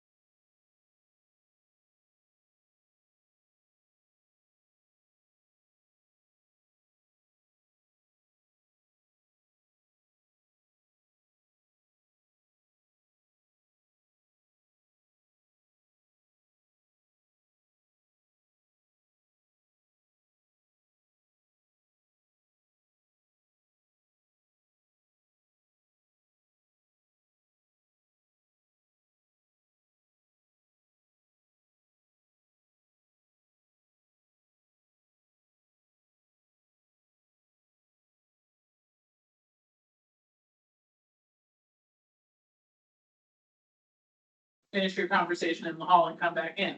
But if you are inside the chambers, the focus is the council, not other. But the judgment is not made against one person because we don't have that full information. I we have two scenarios. One is that, yes, we have a couple people being loud because they're talking loud, they're having an argument, whatever. I think that's one thing that we can get them, hey, you guys need to step outside, both of you, to figure out what's going on. The second one is kind of what we saw at the last council meeting where it was a disruption, right? And again, and I want to be clear, what happened at the last council meeting wasn't because of his initial response to what was said. I didn't hear what was said, right? We were clear about that. It was a continuation after several warnings, right? That's, I think, the second scenario, right? If you have somebody that is upset, that is not, right? So. Okay, so Mr. Ayante has been Yeah, I was having gonna his say hand that. up, so we'll go there, here. Yeah, because you were there. Do y'all have anybody trained maybe in the city manager's office on restorative justice? Or I think that it might be, in hindsight of Monday's situation, I think it would be different or could be a different resolution if somebody who's not a Aurora police officer or security guard is able to, come and quietly kneel next to whoever's having a disagreement. Hey, I'm with the city manager's office. I would love to be able to facilitate a conversation with you all. Would you mind please stepping out with me into the lobby? I think that has different impact than what we saw with like police officers and security guards, because knowing relationships, et cetera.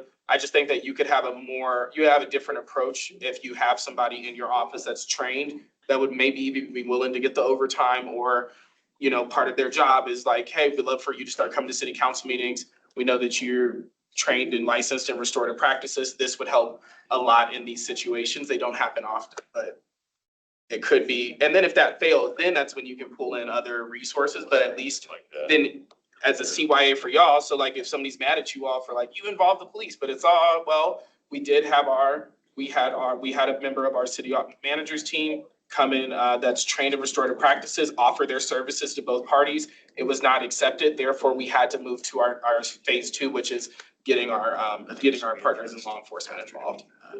We can look at that. Yeah, I think there were caveats, like, of course, as long as it's safe to do so, right? Yeah. But I like that idea. I think we can work through that. You guys, council members, are you okay with us exploring that? Yeah. Yep. Absolutely. I mean, I didn't, like I said, again, until we found out later when you guys spoke about what was said to Mr. Hands, we had talked about, repugnant, right? I hate the fact that was said, but I can't regulate that speech, right? We can only regulate the conduct, right? As long as it's consistent.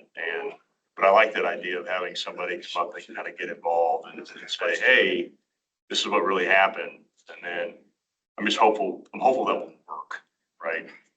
I think you also have people that facilitated this last meeting. It looked like they were pretty well trained in facilitation, and maybe it could be just an extension of, if they're willing to do so, an extension of what they currently do. You had 2 qualified, Black ladies that were in the room that seemed that they were. I know one of them personally who seems like they're very well managed in conflict resolution as well. So it's worth a try. This is a fair point. It's consistent with what we try and do, which is try and resolve things at the lowest level, obviously. I think exactly to your point, typically we try and not engage with our police officers, try and engage with security, but you're saying, hey, let's go even a layer above and beyond that and get somebody that's not uniformed. And I think But I also think it shuts down any criticism of the city. Like if anybody's like, hey, you all did shitty at this and this police officer, then you're like, Mr. Anderson, we followed our protocol. We had a member of our city staff that's trained in restorative practices attempt to support. That was not successful. This is why this escalated. And then that it's almost a CYA for the city, for press and for people watching in person. So, and I want to be perfectly clear of what happened. We had that meeting 2 weeks ago to talk about how we can cross across the aisle and how we can treat each other better and how we can come together as community. And so I went over there to shake hands and say hello to people. As soon as I walked away, they said something very nasty about me, and he happened to be sitting right there, and he heard it, and he went off. Okay, so we had that listening session 2 weeks ago. We had those things up on the board about us doing better, being better. And I went over there to extend an olive branch to talk to those people and say hello and shake their hands. As soon as I walked away, they said something very nasty about me. He caught on to it. He was upset. He was the only one when I was out front talking about Pac-Bow. He came over and talked to me. He filmed it. He talked to me. He hugged me. He was excited. But I could also do better because I said something about taking down the barriers, because I don't like the barriers where the staff gets to sit there by themselves. I would rather the staff sit in here if they, like, it makes me feel like, do I stink? Do I smell? They don't want to sit next to me. And I take a shower every time before I come to a city council meeting. So I just don't like the way that there's people sitting on the far left, people sitting in the center, people sitting on the left, and then this boxed off area where city council or where city employees get to sit. I just, but I want to make it perfectly clear that I went over to extend an olive branch to say hello to those people, and they were nasty. And then after it went back and forth, they tell them to go back to his country. So, I mean, yes, I think it was handled okay, but we were afraid for his safety. And, but then some people got up and left because they got the hell out of there. And these people are saying that they feel unsafe, but they keep making really racist, derogatory comments, and they keep getting away with it time and time again. I just have a quick comment.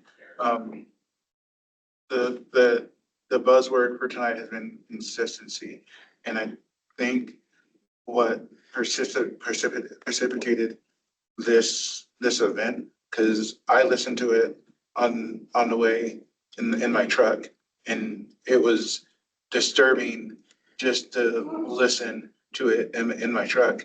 And when I talk about consistency, from my understanding, it seemed like the individual, the constituent that was told to go back to his country was the one asked to be removed.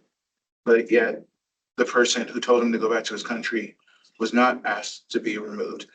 And then it started a firestorm on social media from former council members basically saying this gentleman did nothing wrong, even though from the eyewitnesses, he definitely did something wrong. So when we talk about consistency, the constituent shouldn't have been the only one removed. And then I think the situation would have been handled correctly. It probably would have been handled a little bit better had the APD officer who had responded been trained in mental health. Because I've been around the constituent at the public safety meetings, and he definitely gave off vibes that he had definite issues with my interactions with him. So I absolutely agree with everything that Ayante was saying, but when we talk about consistency, we have to practice it. And that's my 2 cents. Okay, thank you. Anybody else? Ms. Owen? So I'm gonna put in my 2 cents too, because I'm agreeing with Aaron about consistency, because I've had the privilege of sitting in 3 council meetings already where there have been hateful speech, there have been hateful remarks, there have been just really rude and mean and nasty words. And it's the same set of people that have not been called out. And I find it very disturbing that that's the pattern that has been set in the chamber. And I'm going to go back to my trauma experience where, and I think that set the tone of the whole environment where I had witnesses. And I went to, after discussing with Aaron, who do we report this to? We decided, let's go to the city manager. City manager said, no, go to the city attorney. No, I was on the city attorney at the time. I know, Okay, so you know. I'm not saying. I'm just making sure. Just to clarify, Jason wasn't city manager. I know, he wasn't city manager either. Right, understood, just. I'll put you the names to it. Fair enough. But there is that lack of, I mean, not only the lack of what do we do when this happens, but so the train of, I went with Aaron, they said, go to the police. I went to the first police officer, not me, go to the other one. And it was like, hello, we have an incident.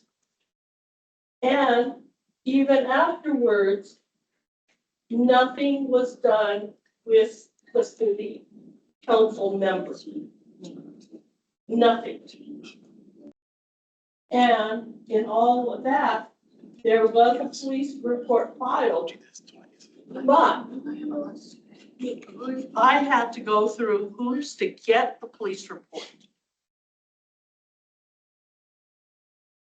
So in all of that, there should be something that addresses behavior of council in that manner. And there needs to be consistency that we don't just I'm not going to even say target. We don't address the lack of accountability when hateful words are said or actions. That, and we talk about intimidation. We talk about how can we make this a more inviting place for the public. I mean, 3 council meetings already, and I've heard it from that group.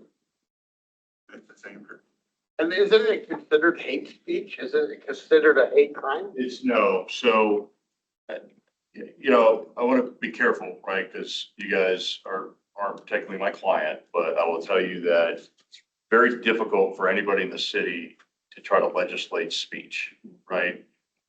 If we hear it and it has to incite a riot is what it does. It has to be like yelling fire in a movie theater, right? That's what we're talking about, where it causes a huge breach of, disruption and whatnot. I understand what happened in this case. Again, we didn't hear it.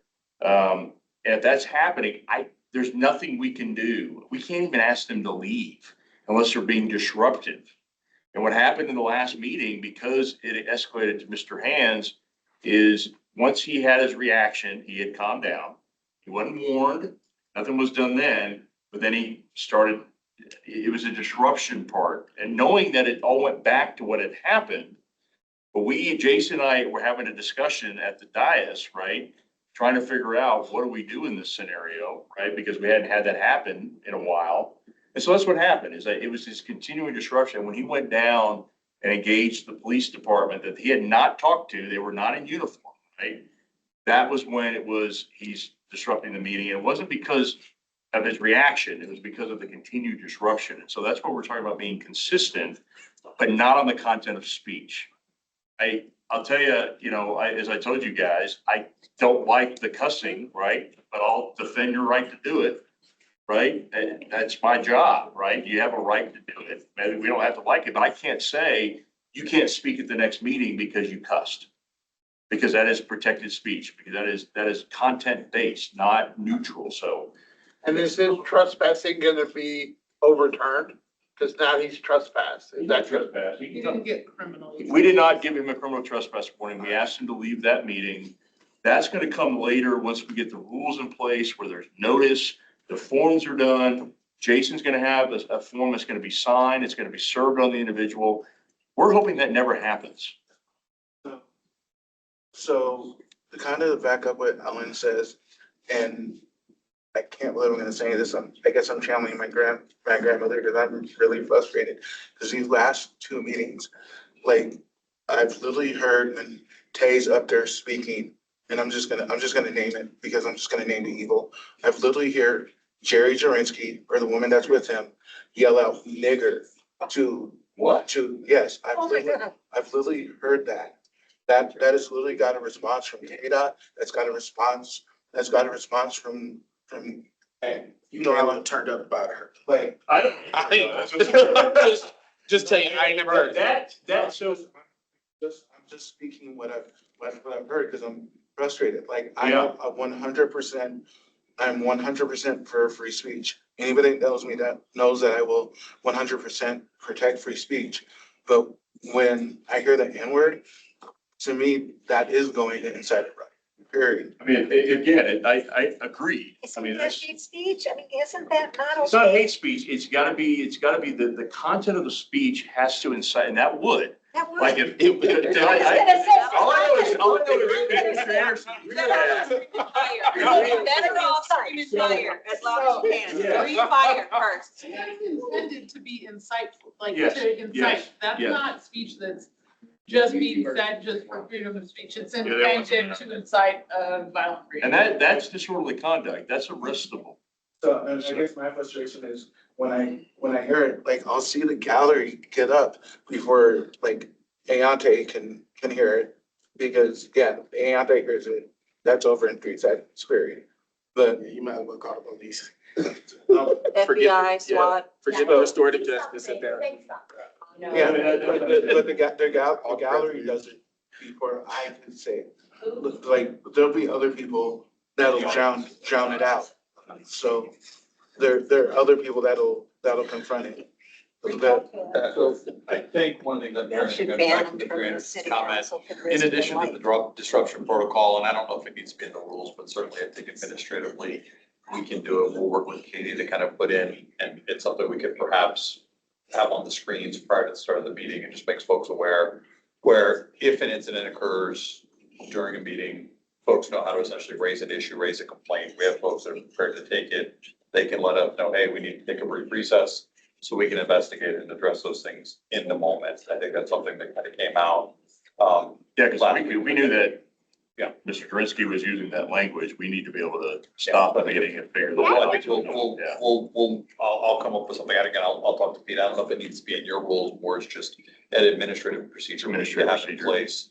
That is, and again, make sure that folks in the audience know how to exercise that. Whether it's something just up on the screens or we're waiting for the meeting to start. Hey, if there's an incident, you need to raise a complaint. And we just have that clearly identified so folks can do that. Are we But that's still in more of a questions? security protocol than a Correct. council rule. Yeah. Are we still in questions or are we in discussion? Because I have some stuff, but I've been holding because I thought we were still in questions. I think that we can just go ahead and do comment and then we can come back to the remaining portions of the changes. So yeah, let's go ahead and folks who would like to make comment, come up. Up to 4 people can be seated here at the table. And then folks can give their comment. We'll ask questions, we'll dialogue, and then if there are additional folks in addition to those first 4, then we'll do the same. Well, before, I'm just curious, can we as the audience just commit to getting through it and stop Yes. so we can see it? Because then I would hate for us to Okay, miss got something. it. So no more outside, let's go through it. Okay, And then everyone I second take the notes. motion. I second the motion. okay, so, Thank you. yeah, all right. So that's really, for this disruption protocol, it sounds like what's here remains the case, right? If council cannot have a meeting, then council may instead conduct the meeting virtually.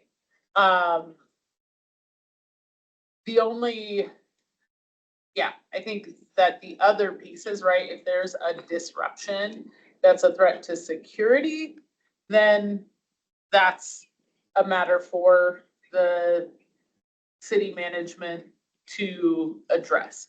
And they'll establish a procedure. I have a question about the expiring of public invite to be heard or public comment time. Are we able to do that? Because in this section, it says after, if we call a virtual meeting, there's whatever, any remaining public comment time will be deemed to have expired. How does that work? Can we do Case by that? case basis. Yeah, I mean, it would depend on what happens. Well, in the last sentence, it does say that if they signed up for agenda items, they will coordinate with. Oh, okay, that hurt. Speed on, yeah, so. Great. I mean, that's the case, and again, good question, it's just maybe getting into the weeds a little bit. Okay. I mean, the good thing is Jason and I are both gonna be there, Okay. right, when these happens, to be able to make, the right decision, Okay. right? Because it has to be Jason, it can't be the mayor or anybody else that To does make the that. decision about, yeah. Everything regarding yeah. If there was a reason that someone has to be asked to. Basically. Which I think, remember when I stated on this, like, for the city manager, Jason Batchelor, you've been asked to leave, so. Right. Okay, so that's gonna stay out of the rules though. That's gonna be an operational procedure. So it's not really a council rules situation. Okay, The only thing that I had added for the decorum for council members, we had talked. sorry, about so that. materials submitted to city council, Oh, you want to go through that? yeah, like, let's just go through. That wasn't part of the agenda. The next thing is. Oh, gotcha. Yeah, the next one was so on page 40. It's the quorum on the agenda. Yeah, decorum. Yeah, council decorum, but let's first do public debates. That's one item, and then it's two separate items, right? Yeah. Council decorum is a separate item, so why don't we let folks speak on this one? And then get to the next one, and then we'll be hopefully done. Hopefully, we don't have any miscellaneous matters. So now we have gotten through the entirety of public comment. So folks, four at a time can come up, provide your comment. Dramatic.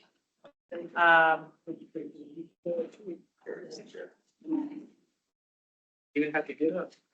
Okay. That's what they teach us in the movie. Does anybody else want to come up and sit in these other seats to also comment or?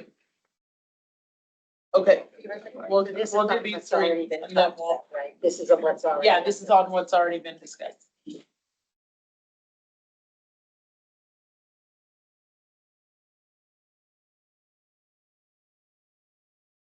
Who would you like to start? Start with Kyle? Sure, Mr. Kiowa.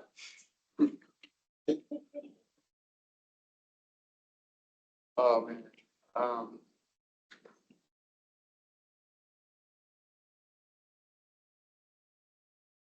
I wanted to pass on this simply because I sat up here because came up here because I really, I'm sorry, I don't have anything to say as of right now. I'm still processing this, so I'm sorry about that. Okay, so I definitely will go next. So for me, you want to talk about what we don't talk about so far, right? Yep. Okay, so for me, how we engage with city council members. As everybody was talking, I was thinking about are city council members really are all really listening? Because I feel like not. I feel like that when I see people heads down, or, when you make an important comment that's important to yourself, I don't see no heads saying shaking up, down, side, nothing. I see just a blatant out non-response because they're so busy looking at their computers, their phone, reading a paper, what have you. So therefore, I think that we need to be more interactive with city council members to show that we really are listening. To even say something that we don't say, so we know that you're listening, not pick and choose all that. If we feel like you're not listening, then that's very frustrating, irritating for me. I can't speak for nobody else. only for myself. So to me, that means if they're not listening, that means things is not gonna get done. It's only gonna go the way they wanted to go anyway. So for me, losing a child, especially at the hands of someone in Aurora, and then the city council members that's not listening or engaging, then I'm not gonna be happy about it. So then when I go on media and display what I have been subjected to, that's not gonna be a good look for you guys. Nor am I gonna feel good about it. And I'm gonna just tell my truth. I can't tell nobody else's truth but mine. Okay, so that means things are not gonna get done on behalf. Like I feel like it should get done, like it properly should get done. And as far as this time thing goes, like you said, sometimes 3 minutes is not efficient. Sometimes you need more time because like Ayante said, I know myself. I hardly ever stay within 3 minutes because I'm gonna get emotional. Because I'm grieving for a lifetime.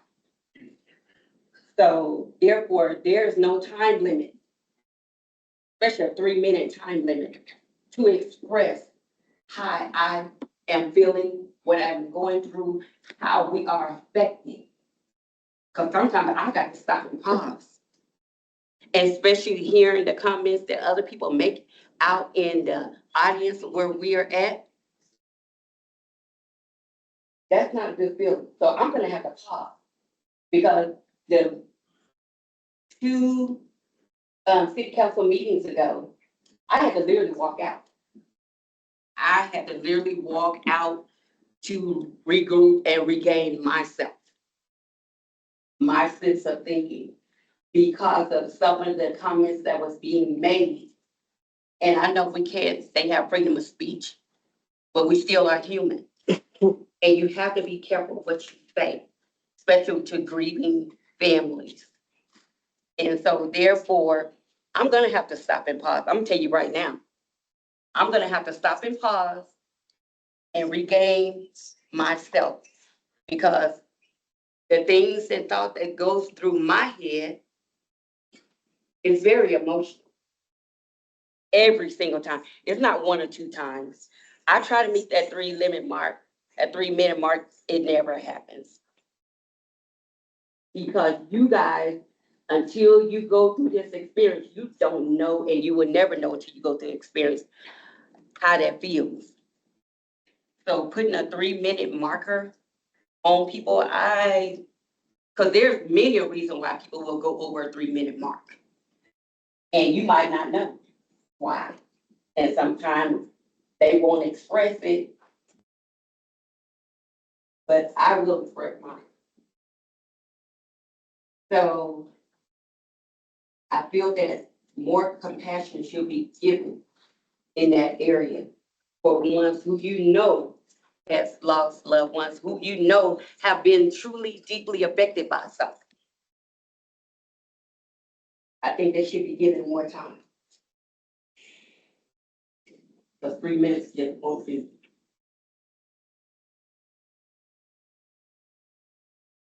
I think the issue we run into is the consistency. I think that the accommodations can be requested, and that's one way to ask for the additional time.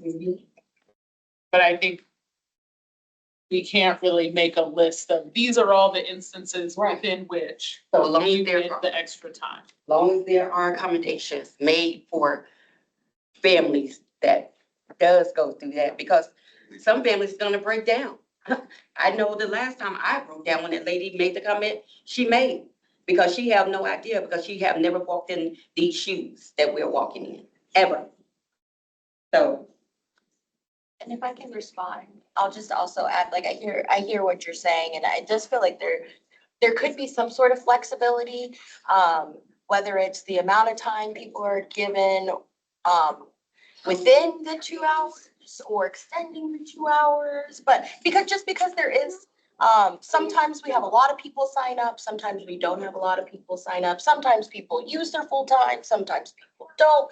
So I just feel like maybe, and we'll maybe work on the wording, but just some flexibility in there, or just like, circumstances that arise if there is another, unarmed black man shot and killed by Aurora Police Department, maybe like us doing our due diligence of understanding like what that public invite is gonna look like, and so just some sort of like human clause, I don't know, empathy clause, or just understanding clause of like, there is flexibility.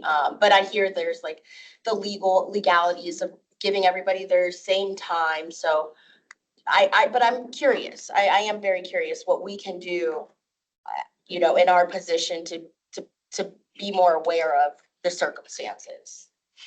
But I know there's limitations, but I definitely hear it because there's flexibility. Sometimes people have a lot to say, sometimes people don't. So, in formal debate in Congress, there was a time cap that was solid.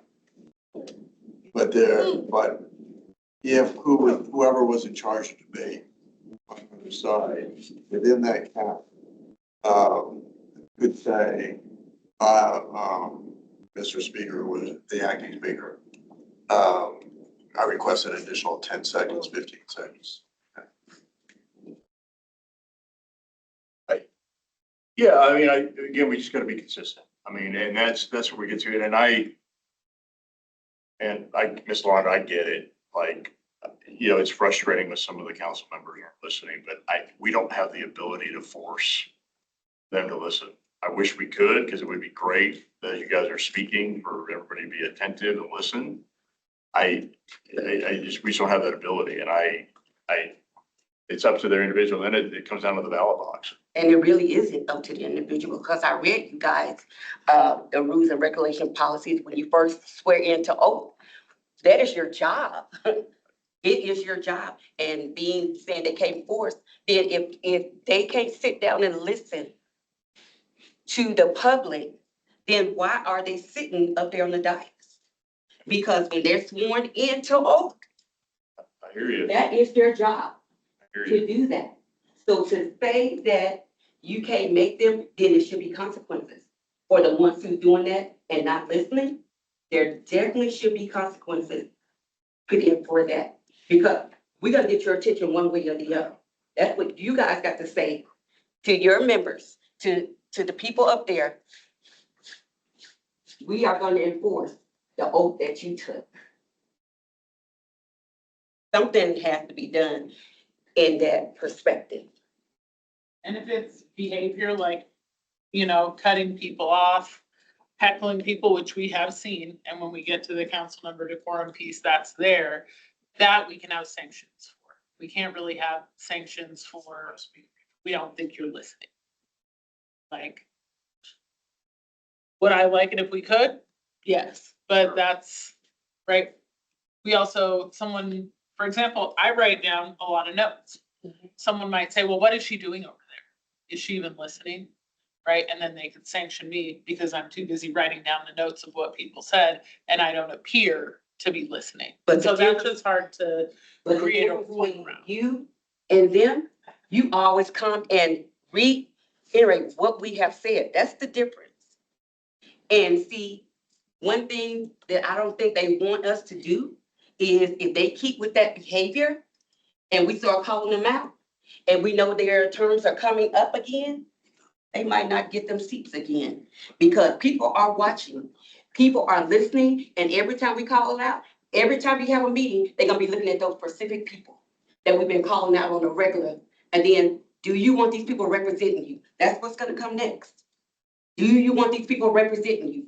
The ones who don't appear to be listening, who don't care. If they don't care about what's going on within their community, why we want them reelected again? Because that's what's gonna happen. And that's valid, but that's not us making rules about that. Anyway. That's already in the works. That's gonna be taken care of. We've got additional comments. We've got, Ms. Dean. Right. Ariante. We're gonna close out. Oh, not have the council member decorum conversation. It's on the agenda. I would tell you, I think Mr. Ryan kind of brought that up already. I mean, one of the things that we elicited in the decorum was, is expected that council members and the mayor will conduct themselves professionally in their official capacities as elected representatives of the citizens of the city. Right? That is what is on page 40, Katie. That is what we're talking about, council member decorum. That is about the extent that council can do on how they act professionally. There it is. Right there. It says, otherwise to limit their discussion to debate the issue before council with acts of personal nature are not permitted. It is expected that council members and the mayor will conduct themselves professionally in official capacities as elected representatives of the citizens of the city.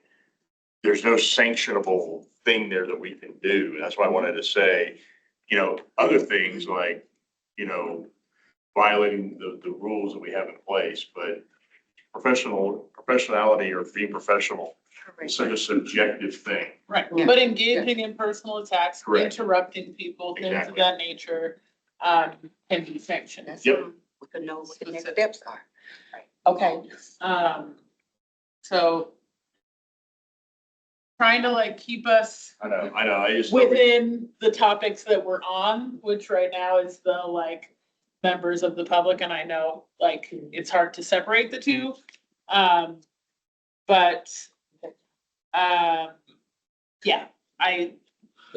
we can't legislate for people to listen, unfortunately, and to listen attentively. Right. And so we are the people which gonna demand that, but we'll come to that bridge as they keep coming up. We'll cross that bridge. Okay, Medina? Let them go. Mr. Anderson? Close out. Yeah, my comments are relatively brief. One, I just want to say shout out for the youth public comment piece. I think that's big to hear those young people and carve out specific time. And can't wait to fully approach the dais and say, I support what you all are doing publicly, because I think that needs to be said, that you all are doing something that other cities and municipalities are not doing. And even I would say even elected school boards aren't doing currently what you're doing, is specifically carving out time for young people. So thank you. Two, well, as you look through language, I would just ask that you look at it with just trying to figure out how you can be the most human approach to the language that you're putting on there. I think some of the words shall, require, etc. Utilize it when necessary. However, trying to figure out how you give that for a reader's perspective of the city wants to hear my input. There are rules to engagement, but you do want to hear my input, and making it less punitive, but more of, again, that restorative mindset. I hope that the potential third-party mediator comes to fruition. I hope that, you're able to add that to the decorum thing that you'll read, or whatever it is that we have these people to support, et cetera, whatever that looks like. And I still have a really big issue with the 10 seconds. If it's not enforced in if it's enforced of 10 seconds sanction, move on. That's, I think, a big issue, versus how do we ensure that before we get to that point, we've at least we've done what we needed to do to be very kind and humane about it. Hey, Mr. Anderson, your 3 minutes is wrapped up. Katie, please call the next speaker. Just trying to figure out that more humane piece is going to be key. And then finally, I would just say, I think a lot of in retrospect, if we look about 2 years ago to today, I think a lot of the issues that we are currently talking about here could have been solved as if Mayor Coffman, if you, or even if other council members would have been like, we heard something has impacted a community. Let's stop what we are, or not let's stop, but I'm going to, if Mayor Coffman, if you were like, I'm going to dedicate an hour, 2 hours, I want to specifically sit down and understand who Kylie Lewis was outside of what this narrative that has been created. And I want to have that time with Ms. LaRonde. I want to talk to your family. I want to talk with your advocates. And if there were members of council that were like, look, we can't make any commitments. We will have to have our Pete Schulte in the room, because we're likely there's going to be litigation. But we at least want to give a space for you all to be heard. That doesn't feel this kind of standoffish 3 minutes and gavel out, disruption of the public meeting, et cetera. Like, I think a lot of these issues that we're talking about here could have just been solved with, after that first council meeting, somebody just being like, there's some real pain in this room. We need to, I wanna, hey, please give me their contact information.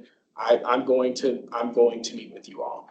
And that can even be used in a future, if there's any other future. I hope there's not a future where another family grieves like Miss LaRonda and her family do.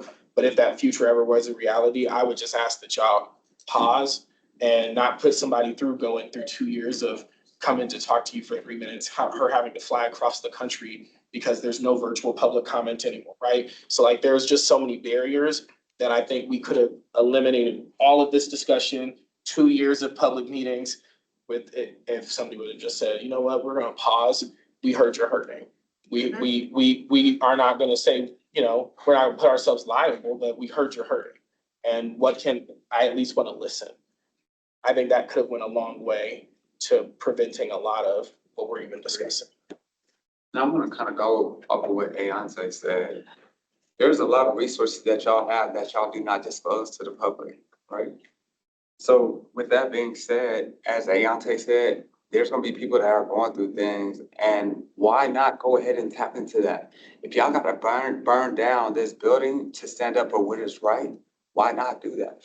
Why not stand for what other people are standing for, because you know it's right? So I love what you just said, Ayante.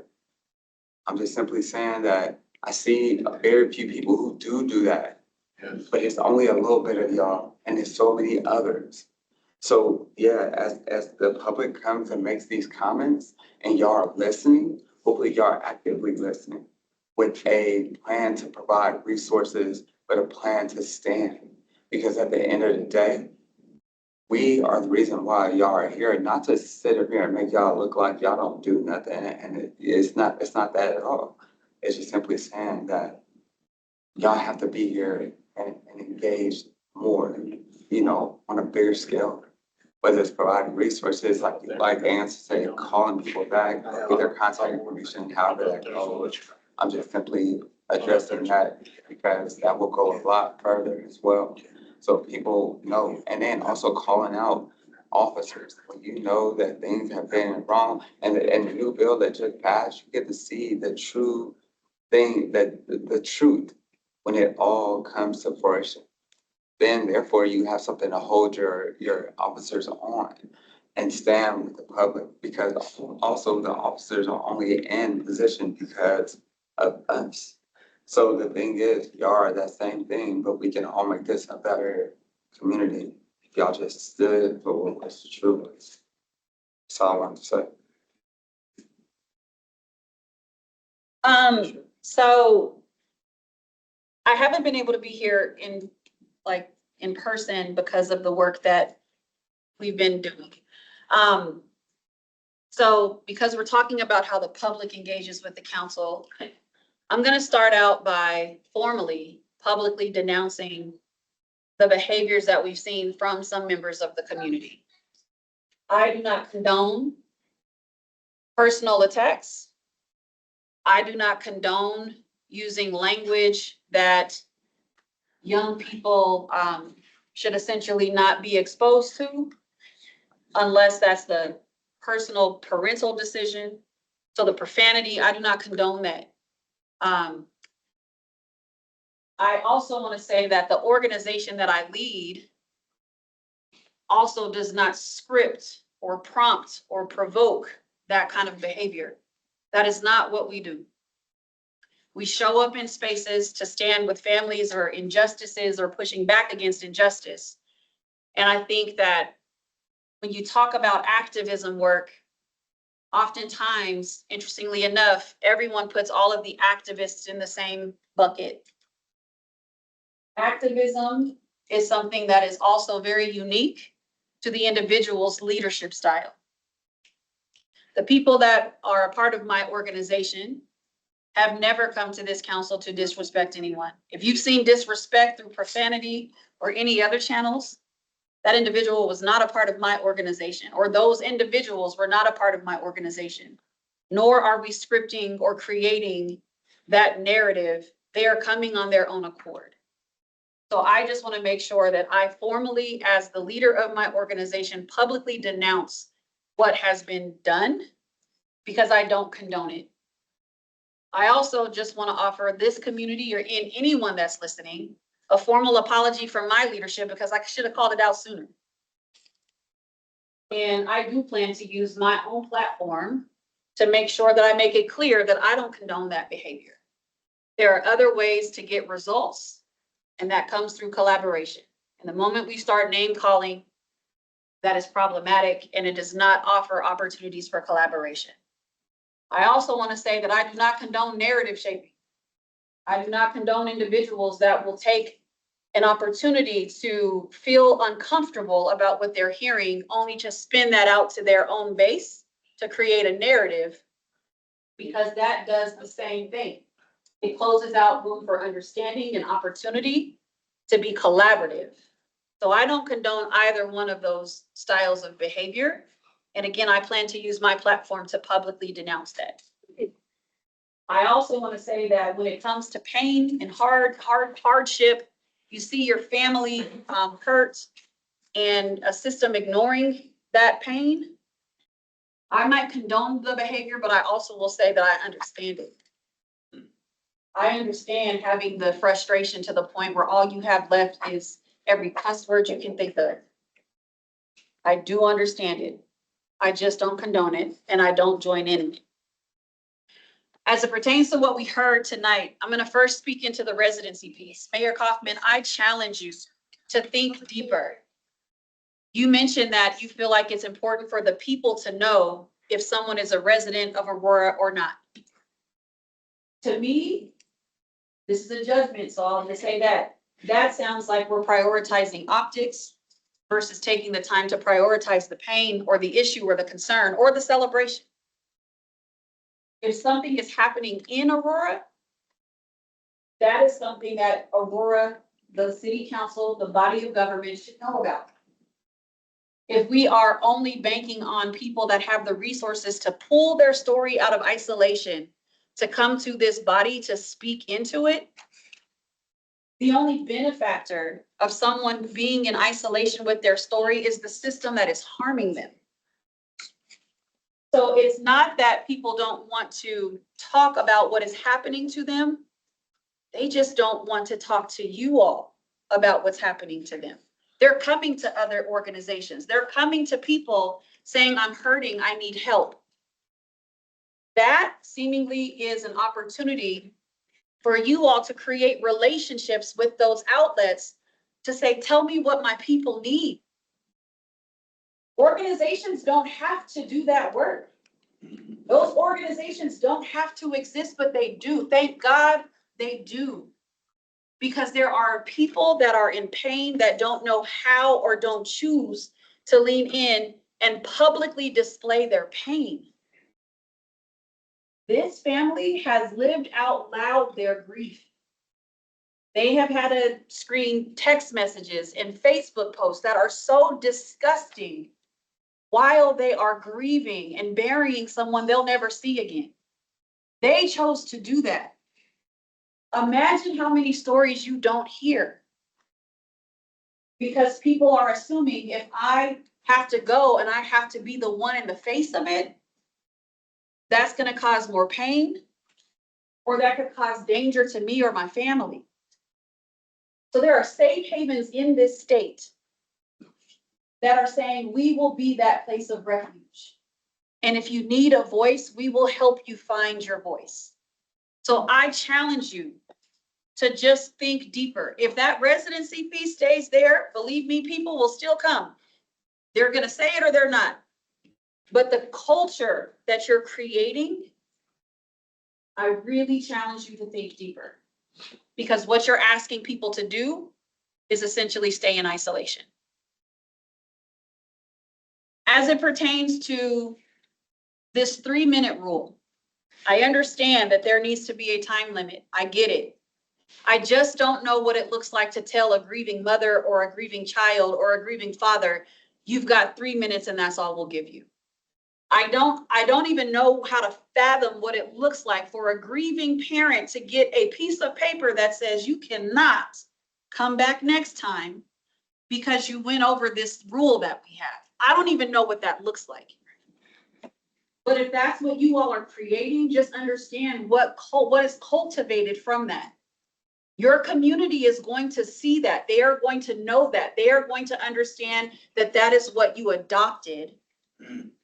And try to imagine for a second, LaRonda Jones getting a piece of paper that says you're sanctioned next time you come into this space.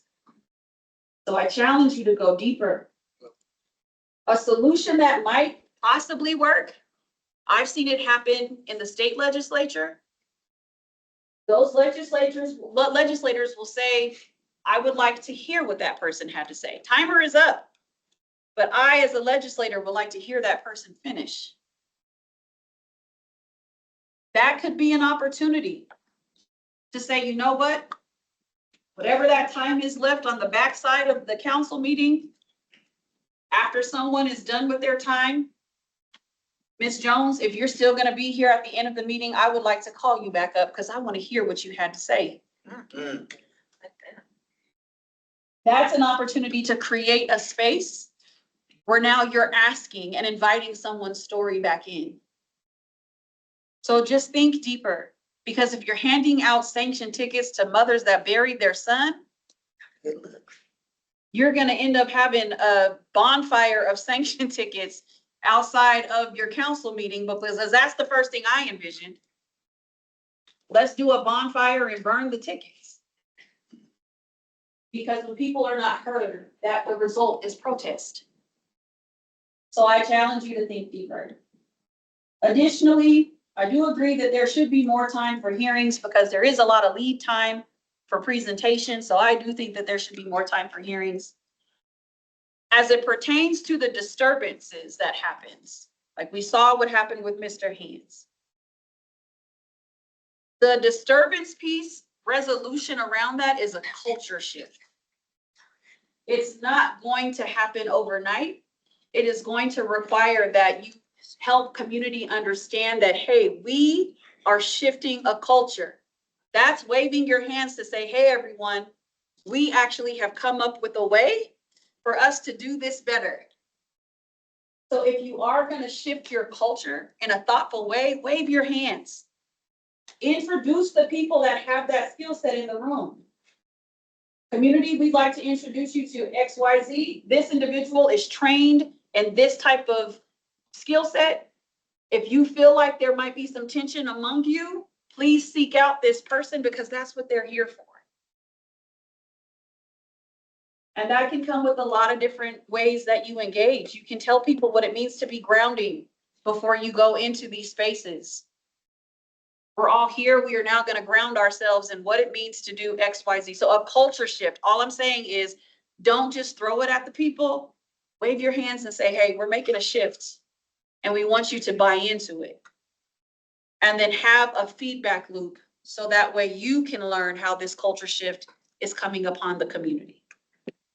So with that, I will take my seat. You all, does anyone have any follow-up questions for folks here? Sorry, I just have one more question.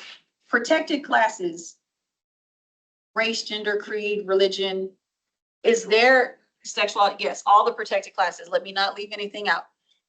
When public is engaging with body of government and freedom of speech, et cetera, is there an opportunity to reference protected classes in some way where you can evade people just being able to freely spew hate speech if they're coming after a protected class that is constitutional? Because then that goes for counsel as well, like speaking to their race, their gender, their sexual orientation, et cetera. That's just something that maybe you can consider if that is falling under protected class. And that also goes with community engagement. If somebody is telling you to go back to the country you came from, that is inciting a riot. It doesn't have to always come through the term nigger. You tell me to go back to the country that I came from, that's what you're calling me, right? I know the preface of that. So that all its own is a disturbance because now I'm being, under my protected class, I am being targeted through your speech. And I'm in a government, essentially a government building where that class should be protected. So that was the last thing. Sorry, I forgot it on my thing. And now I've inspired Mr. Talk a lot. I just two quick points. And now there's two. Go ahead. Number one, when this chapter is officially brought to council, I do encourage you all to mention the folks that do come to I encourage you to mention all of the folks that came to the table. Because I know I've been to 3 of these meetings. I know that other folks have been to multiple of these meetings, but I think it does tell a story about even changing the perception for you all as a council and as a city staff to say, actually, these people that y'all think are, these crazy ass motherfuckers that like, they're not, they're like, they were able, excuse me, sorry, we just talked about cussing. These people that are upending the business of the city of Aurora, we actually were able to sit at the same table with these folks, come up with solutions to address a lot of these issues. And that deserves to be spoken into the space for those who refuse to hear anything we have to say out of our own mouths. I think it goes a long way for you all to acknowledge that this was definitely co-created by a lot of the regular people that you see. And then secondly, I don't know if this is decorum, but please get rid of please get rid of the bag rule. You see, I caught myself from cussing because it's creating a lot of issues for a lot of people. I think, like, again, there was nobody here to check a bag, to do a metal detector whatsoever, and we're sitting 10 feet apart. I'm sitting across the table from the mayor of the city and multiple council members and high-ranking officials in the city government, and I didn't need to go through the metal detectors, the bags, et cetera. I'm happy to do that, but I definitely encourage y'all to get rid of the bag rule for accessibility purposes. It feels definitely the response from the folks that are enforcing that rule have been very disingenuous, and like for others that are unhoused or utilize public transportation or car share services, there's not really, unless they have access to you all, there's not really an avenue for that person to be able to have their belongings. I've not been able to say that in a space, so I just want to make sure I got it here. And that's an ordinance change, which we have somewhat discussed. Some of it's ordinance, some of it's operations. So thank you all for your comments. The other folks that wanted to comment, you all would like to come up. And we'll go ahead and start with Ms. Jan, Vice Chair. Actually, I'm sorry, y'all. Can we just briefly recess real quick? We've been meeting for several hours to give everyone an opportunity to take a moment to go to the restroom. Yeah. And then we'll come back and do the rest of the public comment. Second part, that's when the public council engages with community. And if it's just one sentence, we have a lot of work to do. By the way, appreciate everything that you literally said. Can there be another one of these next week? Like everything. This is supposed to be wrapped up so they can give this presentation to council by each month. I appreciate you, everything. If you got, I may be looking for a job. Hopefully soon enough. What do you Gotta guys get think? funded. I mean, I think this is. I think you need to go home, that's fine. But Billy Wayne wants to speak. Wow. I've got a lot of things to say. Basically, I protect the mail from, I tried to protect someone from committing, a manager from committing mail fraud. And they basically let me go, they told us no. He's on the bright side. He's full on PACMO. Federal crime. You ask him about PACMO, he'll tell you about PACMO. I filed a whistleblower. Hey, do you know what PACMO is? Positive Aurora Community Movement. You just gotta get with the civil rights attorney. It's real, 3 weeks old, and it's growing. Confirmation number. He's a part of it? He's part of it. He's the ambassador of PACMO. Nobody's afraid to really wear that.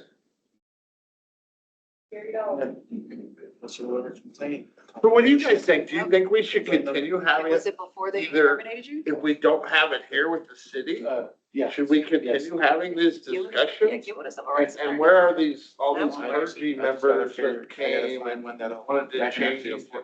Everybody's afraid to come to the city council meeting, but yet they show up and they say something and then they incite us to riot and then they leave.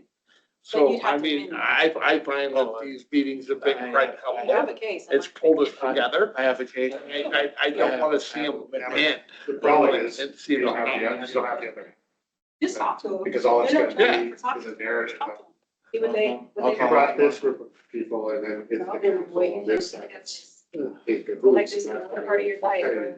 You're still gonna have the same narrative because unless they're at the table, it's really kind of a moot point. Well, is Stephanie here? Is she not online? Are these people are online? Okay. I thought she was here at the beginning. Not yet. So he, You don't. I don't think it was a bad book. I think he had. Why is the, why is the, You just don't ask me. why is the female product? Yeah, it's just been so, yeah. But I don't. Yeah, I definitely want to see. Come here, her. Billy. I think I couldn't tell you. Yeah, absolutely. I can already tell you. So thank you for that. So yeah, we definitely. walking to the wrong room. Yes, I've walked in before and there's been some, and they're like, we think you're in the wrong place. I mean, that got passed that they were not gonna charge that, those machines. You can have them check into it. I have to say, I don't frequent that spot. Not a hangout. Hey, I was, Not a place I frequent. This friend So I'm gonna ask really you. wanted to Sure. join the- Avoid you. Okay. He's like, He's regretting it now. He's like, I won't ever want to do this again. Honestly, they don't. I had to give him the chance. 'cause he's- Oh, you're talking about the old Safeway? That's actually Ward 4. But, Oh, is that what, yeah. I thought it was where it just. Well, that's what, yeah, this. Oh, yeah. Recipient line. She the only one. I'll ask this council member. I'm not gonna put them And if you want to, then send you receipts. I haven't heard anything, but I haven't heard anything. No, I was. Still have they charged the tampon machine. You know, they have it in other bathrooms too. I have wondered and I don't know. Got me, I try not to frequent that place very much. I have noticed that and I'm like, I guess they maybe still stock still them and people maybe still buy them. Landscape running. Well, but we, they were Oh, yeah. passing me, not to tax, right? Not to tax, but that doesn't mean that it's free. Well, I mean, they are provided for free in a lot of places. We Yeah. haven't done that within city. So how much you been running out? That's, I have no idea what's going on with that. Sorry, Ellen, it is not on the top of my head. not that, you know. But But I have, we have it in the staff bathroom. Where do you go? really, It just depends on the days. Somebody might want to go to Okay. Let's all regroup. Thank you both so much for your patience. We are gonna cover this item and then adjourn regarding the next item because this has been quite a bit longer than what we were scheduled for. So we're gonna go over the public participation and decorum conversation and then we're gonna have to probably have independent meetings on the council decorum before it comes forward to study session, and then there will still be opportunity to comment on what finally comes forward before it gets passed. Because I just don't think we can stay here for another hour after this section. All right. So let's go ahead and hear from the remaining folks. And we'll identify an opportunity. Basically, if you would like to discuss the council decorum at council meeting section before we bring it to the study session, contact me through my email, phone number, or on the website, and we'll figure something out to get additional direct input. But with that said, we'll go ahead and start with Ms. Jane. Thank you. And I hope I wasn't at the first meetings because I thought they were simply, I didn't think there was an opportunity to speak. But I wanted to second or speak to what Ayante said. I've watched for these years, these couple years, where you've tried to get a point across, where you've tried to tell people the pain that you have and that you want some avenue to address that. If I'm incorrect in interpreting, let me know. But I watched that and I can't imagine. Can't imagine. But here's what I saw, and that disturbed me greatly. I saw that after a great length of time, where it was looked to me like you felt like you weren't being heard, that a group of people showed up to a council meeting to talk about decorum. That group was talking about, that was a group of religious leaders and mental health people who were talking about decorum, like, don't talk like that, be nice, be kind, be whatever. When all of this time, where were they? And so I don't know how they ended up there. I have no idea how that ended up at that period of time. I am wondering if we couldn't have at the beginning reached out as a council. Council can say, you know, we can't address this. We know we might be in litigation. There's limits, okay? But how reached out to people and say, how can we assist to bring community resources to give you the support you need? That's what I would like to see. I don't know how you formalize that. I don't know how you make it into a rule. But I'd like to see that. And I'd like to see some kind of needs when we know that people don't feel heard and that there is pain, that we don't simply either nod our head or not nod our head or whatever we do, but we absolutely no acknowledgement of it.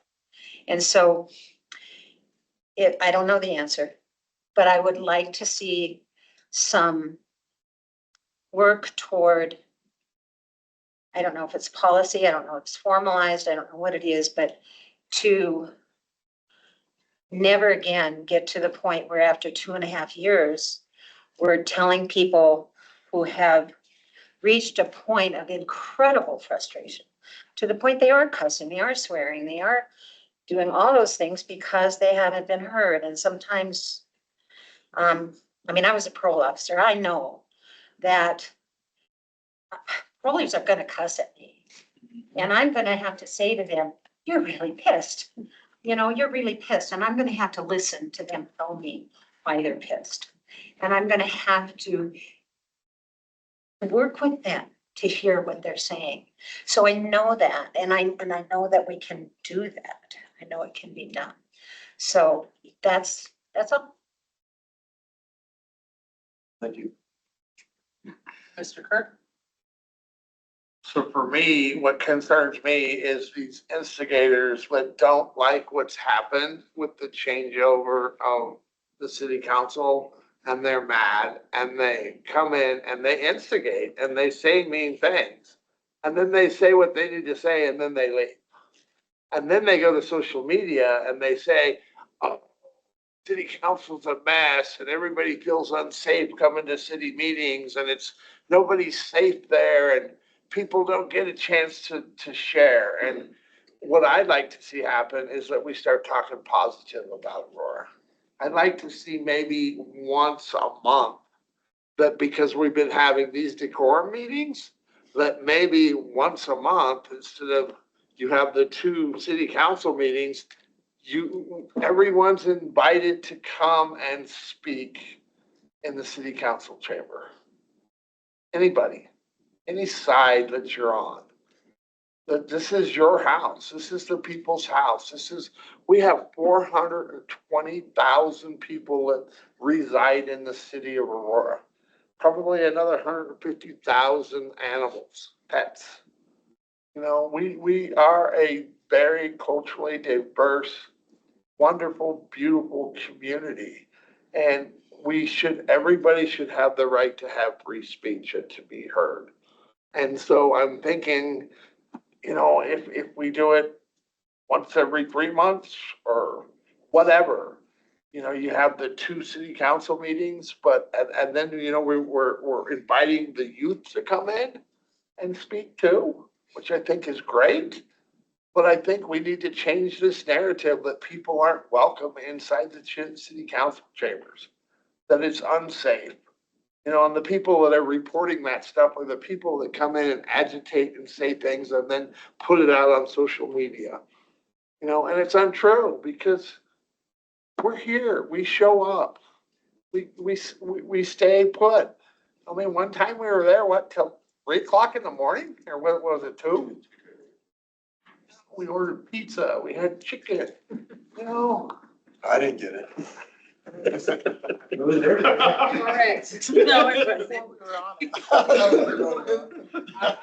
I think we need to change this. You know, sometimes I go other places in the metropolitan city and they're like, oh, where do you live? And I say Aurora. They're like, oh, God, you know, like, we got to change this. We're a beautiful city. We're a culturally diverse city and we have to change this. We have to work together. And those people that showed up, that talked, where are they? Why aren't they here? Why haven't they been to these meetings? You know, I love what we've done here. I love that we've all showed up and we've spoke and we spent time together. You guys are my community. I care about each and every one of you, and I care about all the 420,000 people that live in Aurora.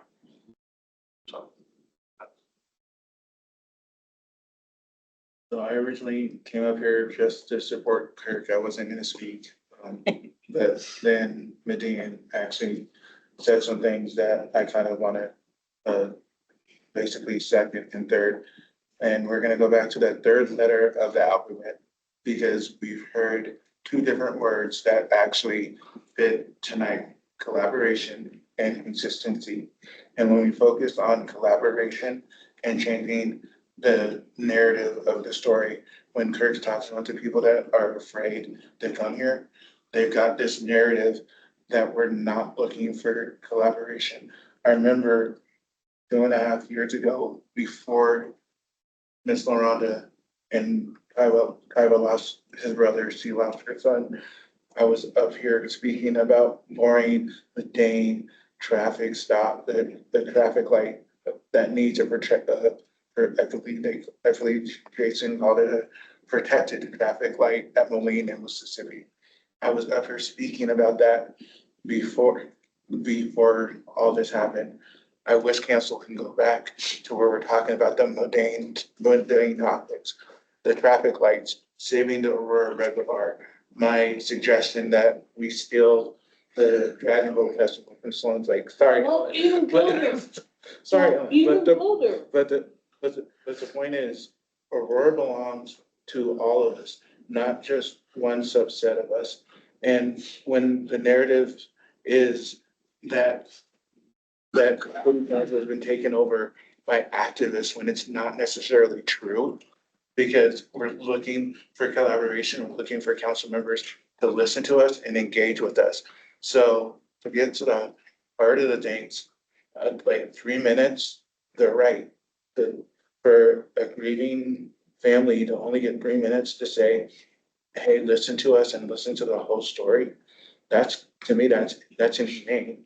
And I get that you're gonna make adjustments and to each situation. That's great. But it may not be a grieving family. It may be a family, it may not be a grieving family that APD has been involved with. It may be a family that loses a child to that unsafe drinking water. And the Aurora Reservoir. Like, there could be different situations, like a family that may have lost a child in the fire at the apartments yesterday. So 3 minutes for people to address city council and tragedies like that, that's kind, to me, that's inhumane. We've gone over the public decorum, just making sure that we're treating everybody the same way we treat each other. My favorite store out in Denver is called Be a Good Person. It's my motto. And I think we should be just a good community. I love Aurora. I've lived here all my life. My fiance keeps trying to get me to move up to Conifer or Jeffco. Yeah, no, it's the other way because I love Aurora. I'm trying to convince her to move to Southland when I can, because Aurora is such a beautiful community. And when we collaborate and we're consistent in what we do, that is the Aurora that I live in, I love, and I'm gonna support and shout from the rooftops. That's kind of my thing. Thanks, Sarah. Well, I don't even know where to start. 3 minutes. I know. I was thinking I've been doing 3 minutes. I don't think we've been doing 3 minutes. So please proceed. And then I get my little piece of paper, right? No, because even before I was speaking at council, and you know that. And the whole environment the culture changed. And it's been support that bad culture environment just got worse, and I can't even put words to it, that if we're really looking for community support and community voices, it is the community. And it's not just the people of Aurora, and that's why I do not agree with that residency thing. And I do not support that Aurora residents should have priority, because as I said, I came to hearings and to public invited to be heard, staying till 3 a.m. And I, as an Aurora resident, was last.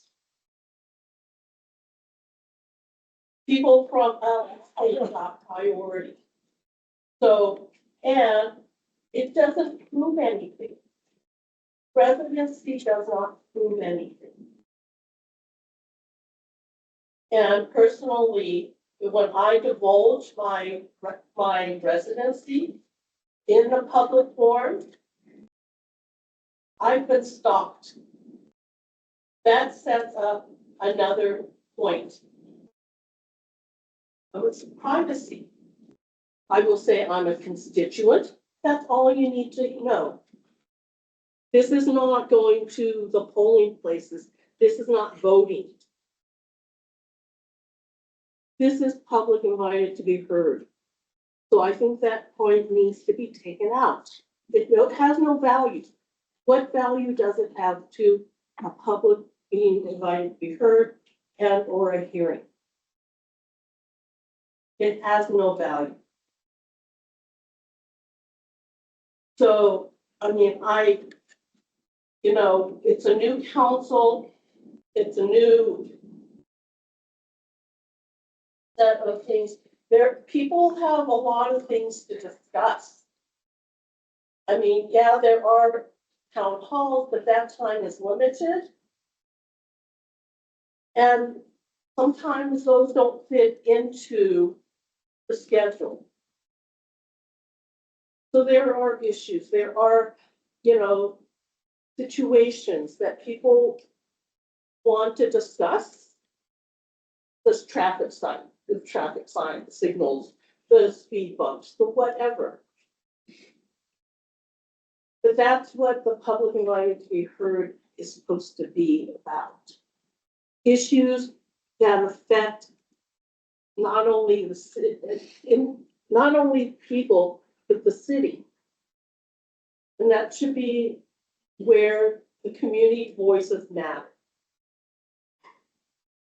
And it's it's not just residency. It's not a polling place. It's not a ballot.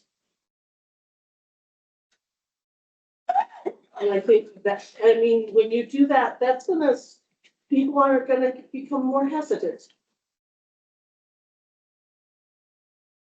So, I mean,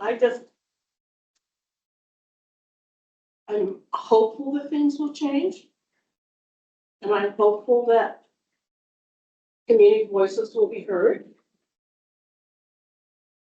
And I'm hopeful that what we have said will lead to change. Because we need to break the culture that was there. Mr. Schulte? Yes, thank you, Ms. Ellen. Can you add, like, that was weird to say. Can you add, an item on public hearings where we can set it up more in the manner like the legislature does, where we can have kind of this panel of commenters that then can be asked questions by council instead of the 3 minutes? I don't know, let's talk about that. Okay. Let's, a bit logistics, and So, we may not have we gotta figure out the council, so we'll talk about that, yeah, but let's have that, yeah. because I think, it's something that Ms. Ellen mentioned about the 3 minutes. Right. But also we had previously had the conversation about how we do so, okay. some of the like back and forth opportunities. Yeah, we'll look and see, because I think some of that's covered by state law, so it's consistent across the state, so we'll see. Okay. All right, so with that being said, thank you all for your comments. We are gonna have various amendments, so the draft that comes forward to study session will not be identical to what we were doing today. If you would like to have additional conversation about the drafting, please contact me and we'll find some time to just kind of talk through additional modifications. Thanks, everybody. Thanks. Thanks for coming. Everybody. Thanks, Madam Chair. I can't. Don't pass out. It looked like you were about to faint. I know.